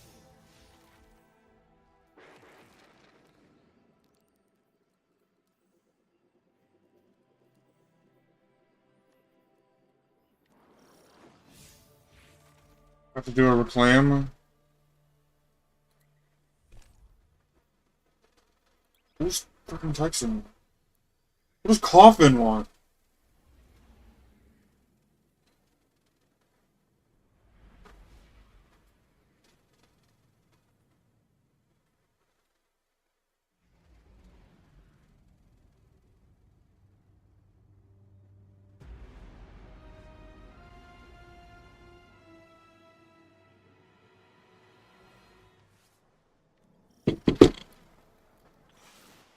Coral Vex, more of Maya's goons. They're taking salvage. Goons? What? They're already in the tower. Only Night Watch available to respond. I'm afraid that's correct. Maya's tactics are evolving. I'm in the EDZ now, investigating a lead that might explain things. But I'll need you to defend the tower while I get some answers. Those Vex are tossing our caches onto multiple transmat routes out of the city. Golden Age salvage? Yo, I forgot how the fucking tower works, bro. How do I get off? Oh my god.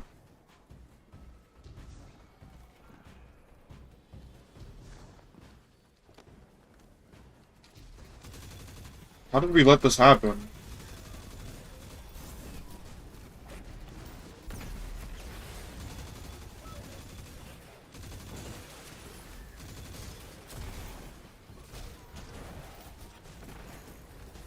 I don't even know what I have on this SMG, I'll be honest.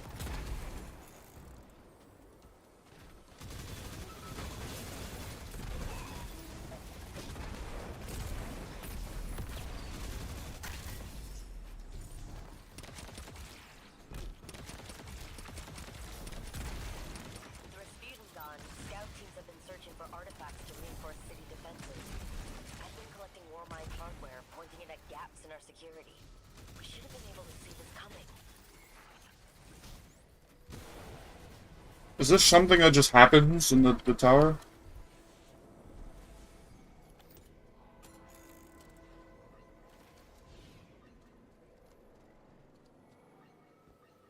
This is new. I don't think I remember going here.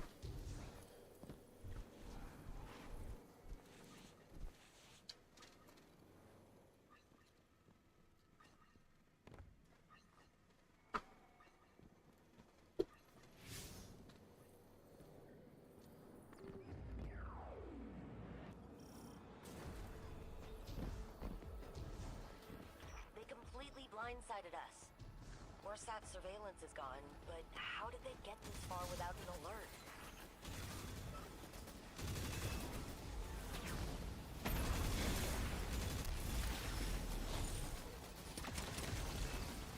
It's a swarm unit. Make every shot count, my friend.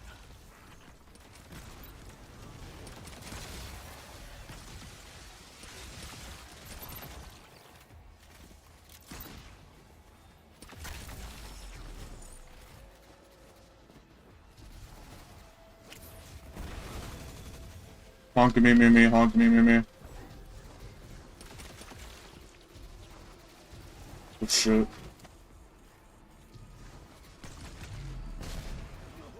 I'm fucking...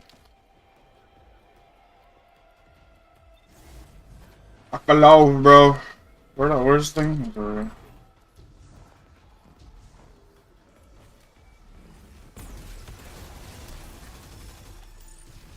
doubt this is over. I checked the caches. The Vex were stealing Warmind tech from us.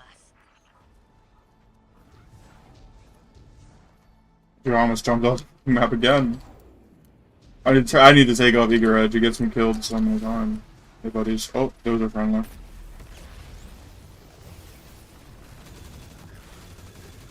A ball as well? What's going on?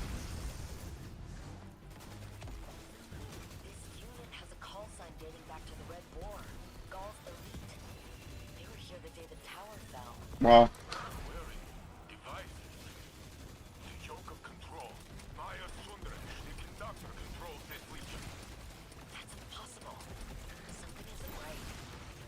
Vex working in coordination with the Red Legion. Maya's influence grows with the day. She has access to the entire Vex network. She must have found another timeline where the Red Legion are still around and yanked them into ours. Don't care. It's crazy. Every boss in this game is just like do half its damage, do something, and then do the other half of his damage.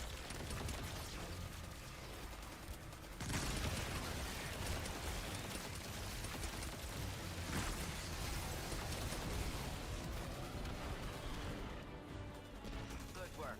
I knew the city could count on you. This was just a smash and grab. Holy moly, I'm rich. They want what the conductor has always wanted. To usher a new golden age of her own design. Now with the Legion and the Vex. I'm no friend of the Red Legion, though I pity them to come under Maya's thrall. Now let's try our brand new, beautiful, amazing Mida mini tool.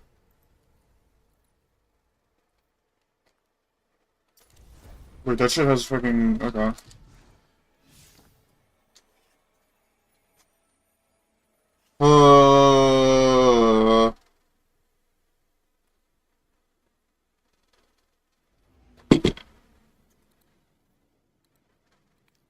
Is it the seasonal archive in the tower? I don't see that.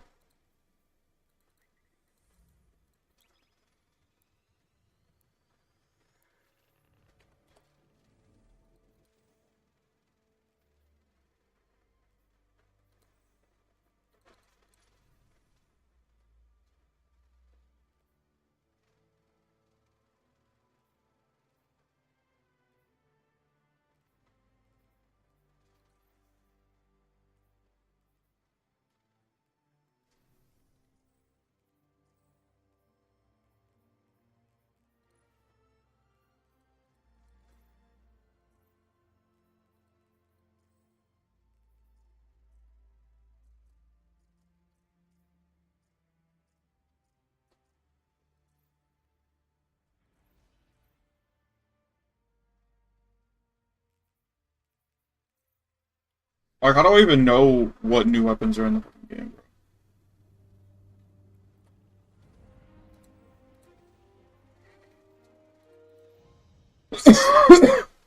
Like, are they gonna give me aggro?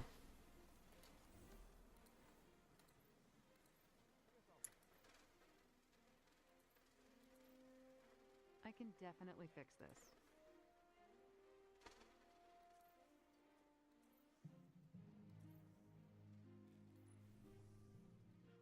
This is a PS5, bro. I actually like it, though.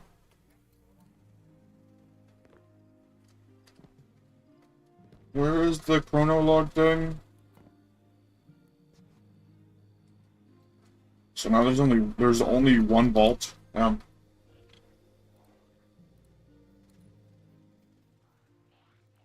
Oh, so this is just shit I never claimed. Like, I never got this. This I earned. So obviously I can pick it up.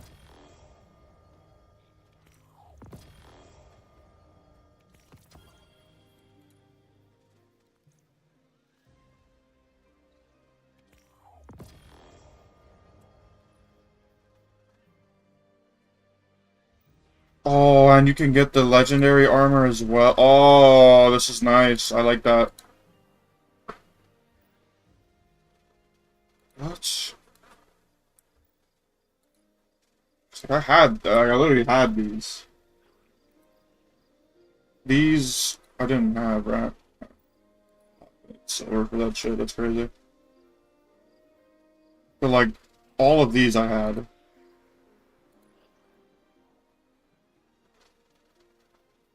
Wait, oh I had Undying, it's just crazy.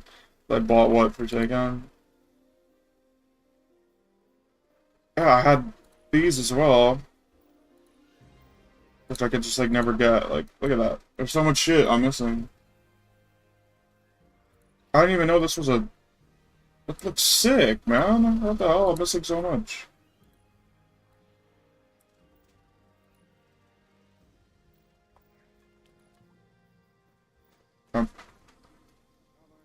Hey, buddies.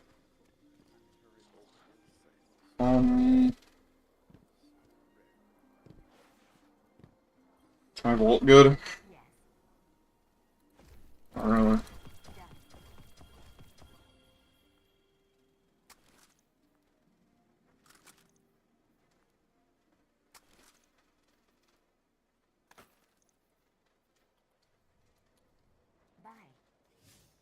I guess I'll do the new activity. How do it? Here. 339.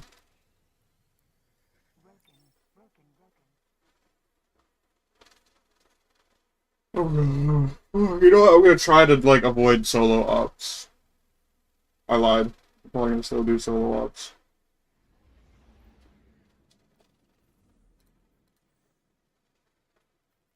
That's so funny. I can do all of. Wait. I guess I can't. It doesn't show the past challenges.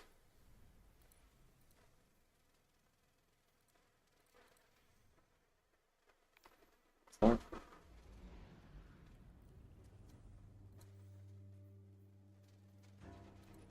Seasonal hub. Blah blah blah.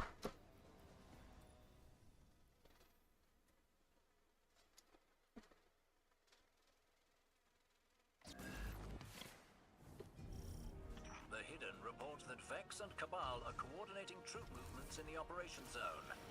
Aerial reconnaissance shows that Maya has consolidated their hold over the area. Let's begin chipping away, shall we? Stay on the move. And if you hear Maya's voice, run. The fuck killed me?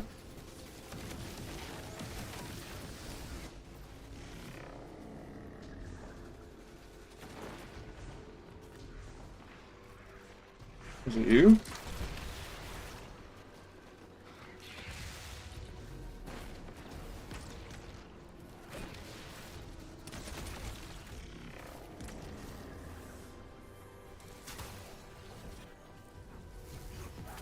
Oh my fucking god, he teleported away, man.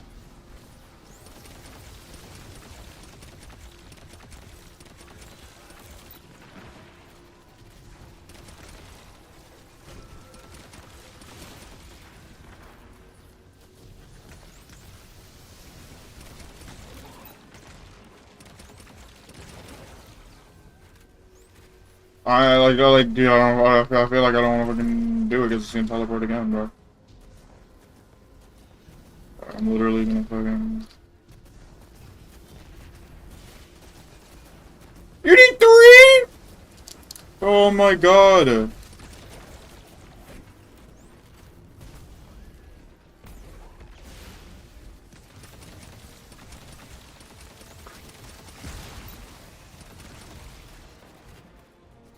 What is this? Don't care.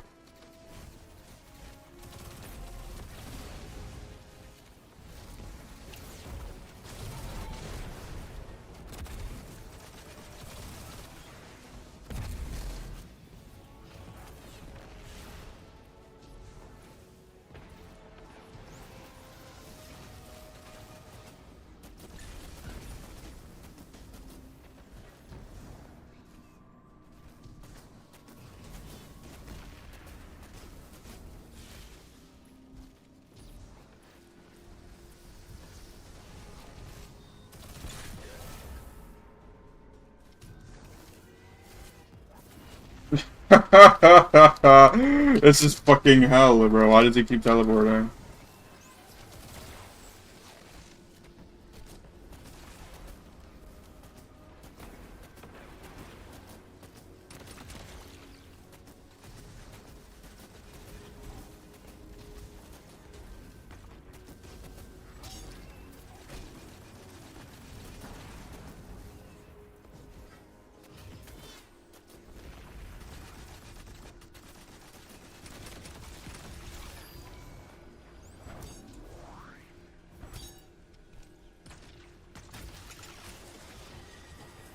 This shit is literally just the Pale Heart activity. We don't make them like that anymore.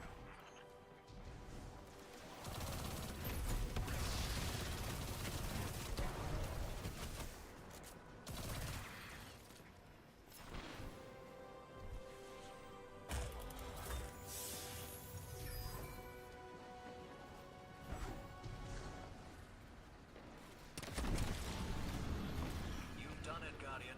Ready to exfil on your command. Cache secured. Good work. What is that?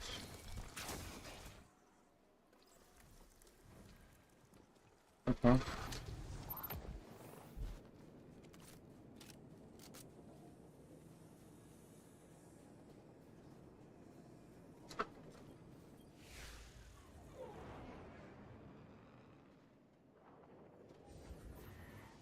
I'm assuming we just do this 3 times. Oh?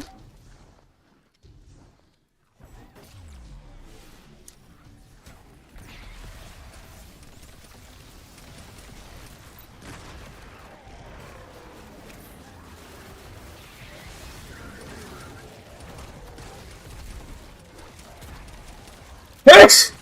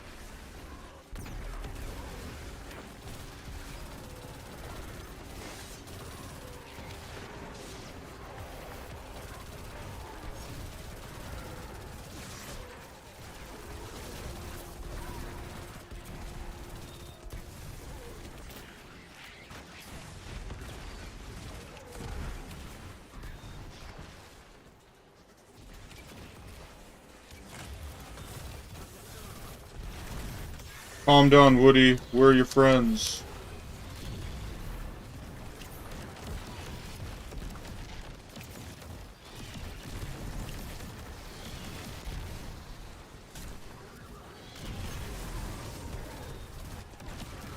How much damage does this motherfucker take? Holy.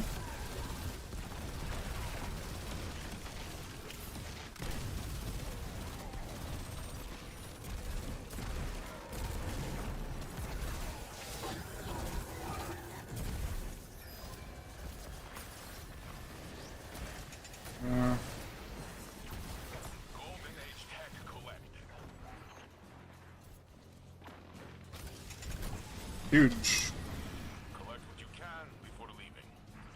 That was simple.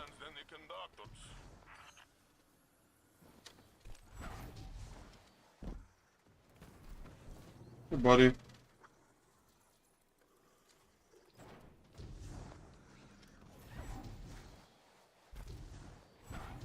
It's cool that, like, it doesn't all take us.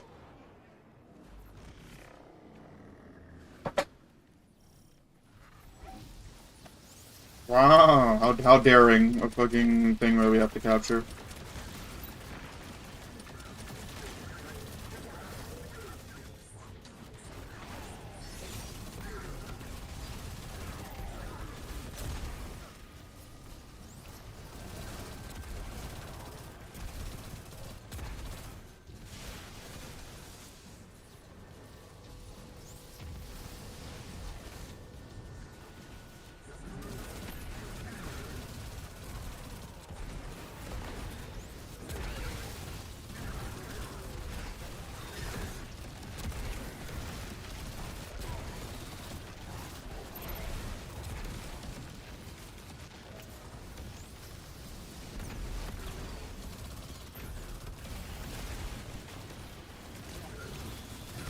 About $1 for every time I'm using a mini tool. I'd have like $3. Remember the fucking Callus mini tool from Haunted?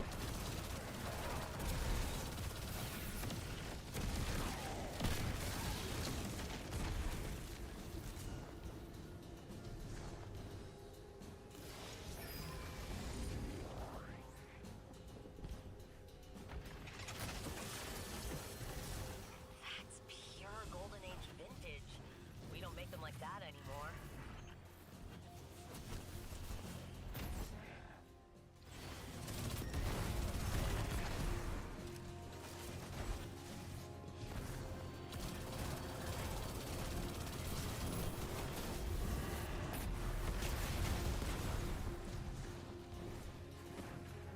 Surely these servers have to be for something, right?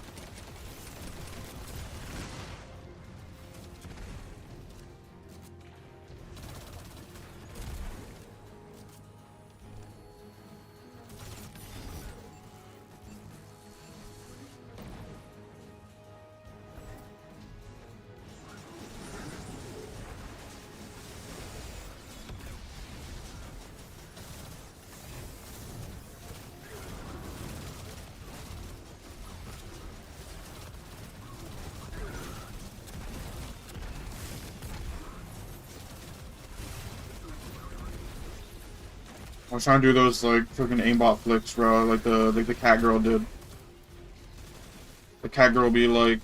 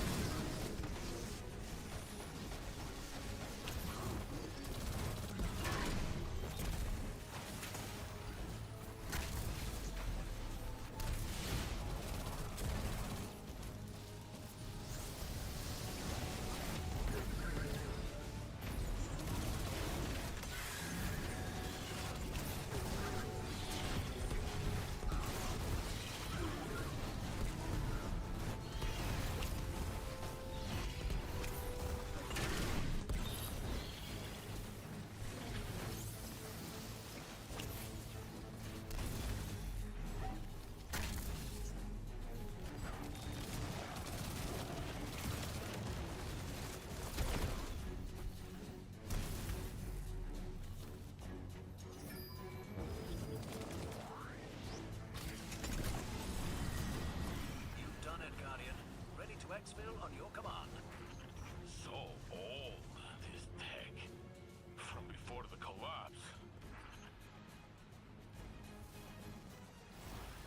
we do 3, do we? Ooh.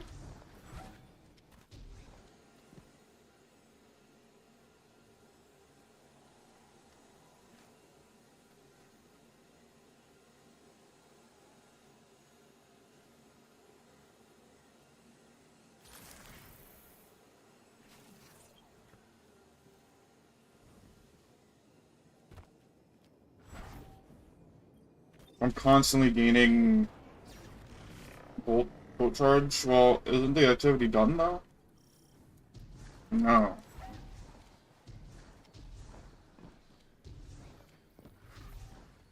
Oh. Be the boss. Our main target is on site.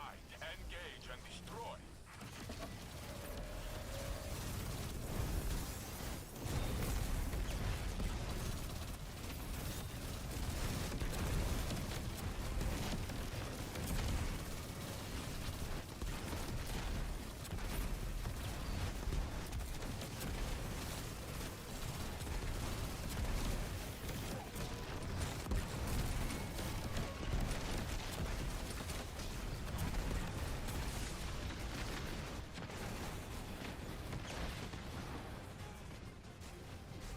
Bro, it's still aggroed on me? Like, relax.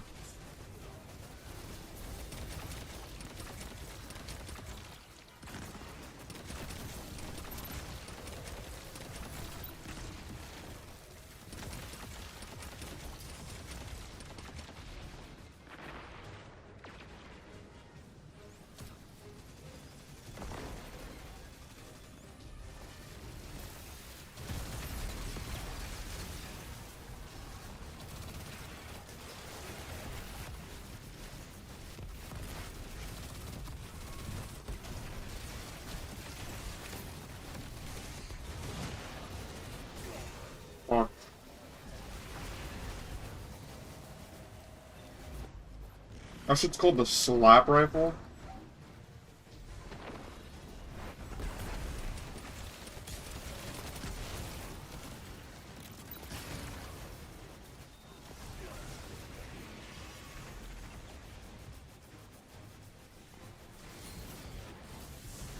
Hey, what do we do?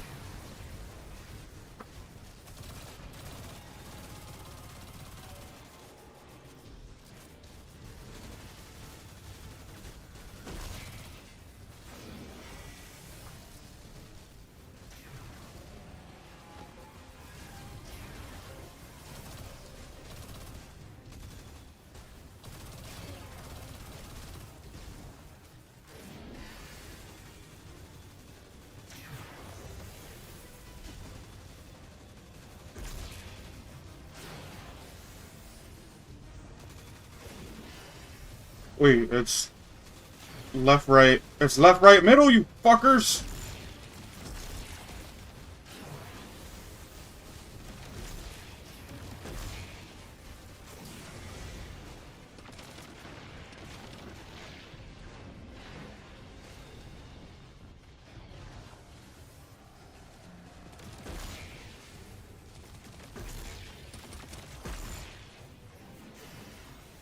Down.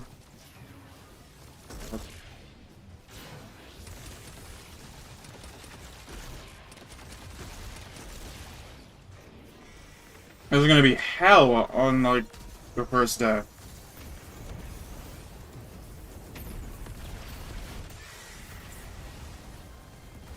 Like the most simple, like, thing in the world, but, like, I don't know if the average Joe is gonna be able to do that.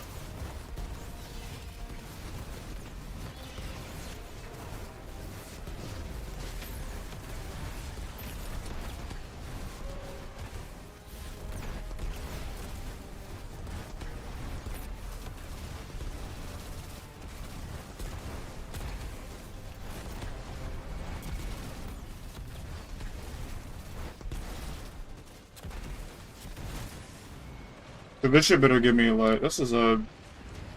How long was that activity? Oh, this was only like 10 minutes. I'm not sure what to make of Maya's moves in this region. Romantic death. Connected to the Nine, but how, I'm not sure. The Nine, time travel, the Drifter. It all gives me a headache. I'm happy to be on Earth, helping the Guardian destroy Vex. Here, here. That's a valuable lesson I've learned. Focus first on what I can see through my scope. And leave the advanced metaphysics to the professionals. And Drifter, apparently. Definitely gonna need 8 helmets. That was 16 minutes. 16 minutes for one weapon. Well, one new weapon.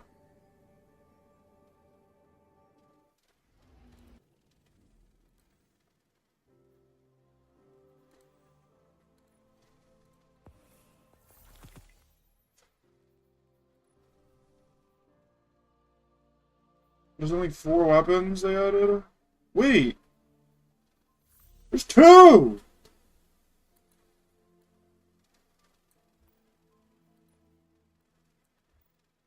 What is this?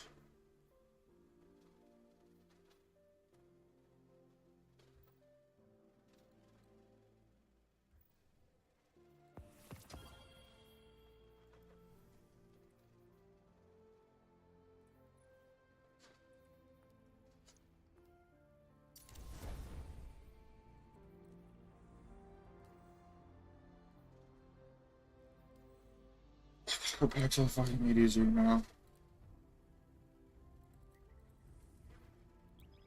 It's easy. Normal difficulty.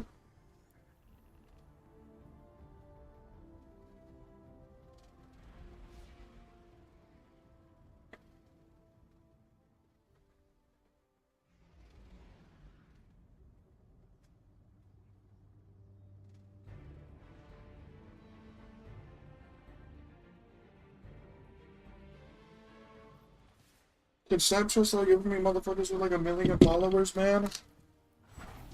You give me some people I got a chance with, brother.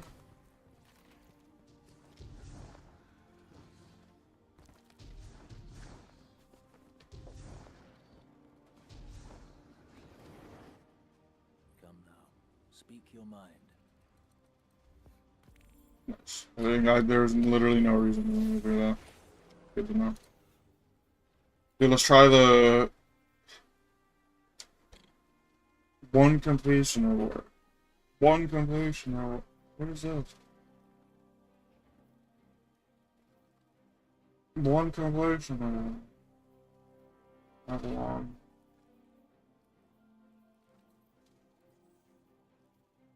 One completion award. For presage.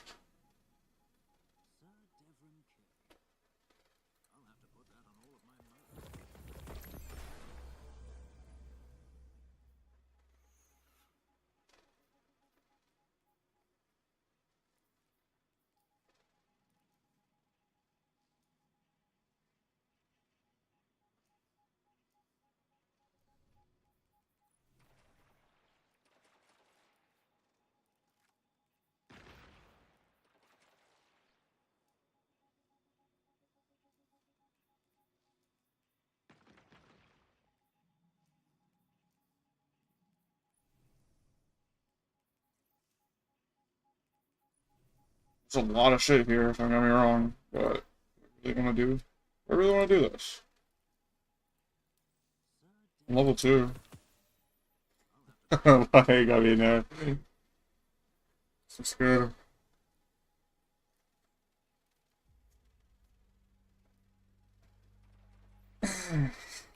I'm ending stream. I'm so fucking bored. That shit sucked. Like, what the fuck do I do, man? There's nothing. They added one activity with 2 weapons, man. It's all just old shit. 10 to 15 minutes? This is not no 10 to 15 minutes.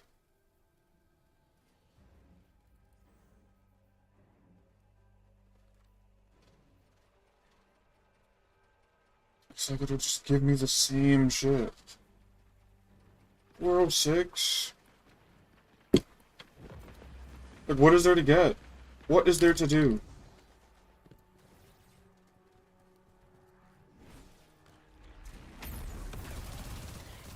Like, I'd unironically rather be playing Destiny Rising right now.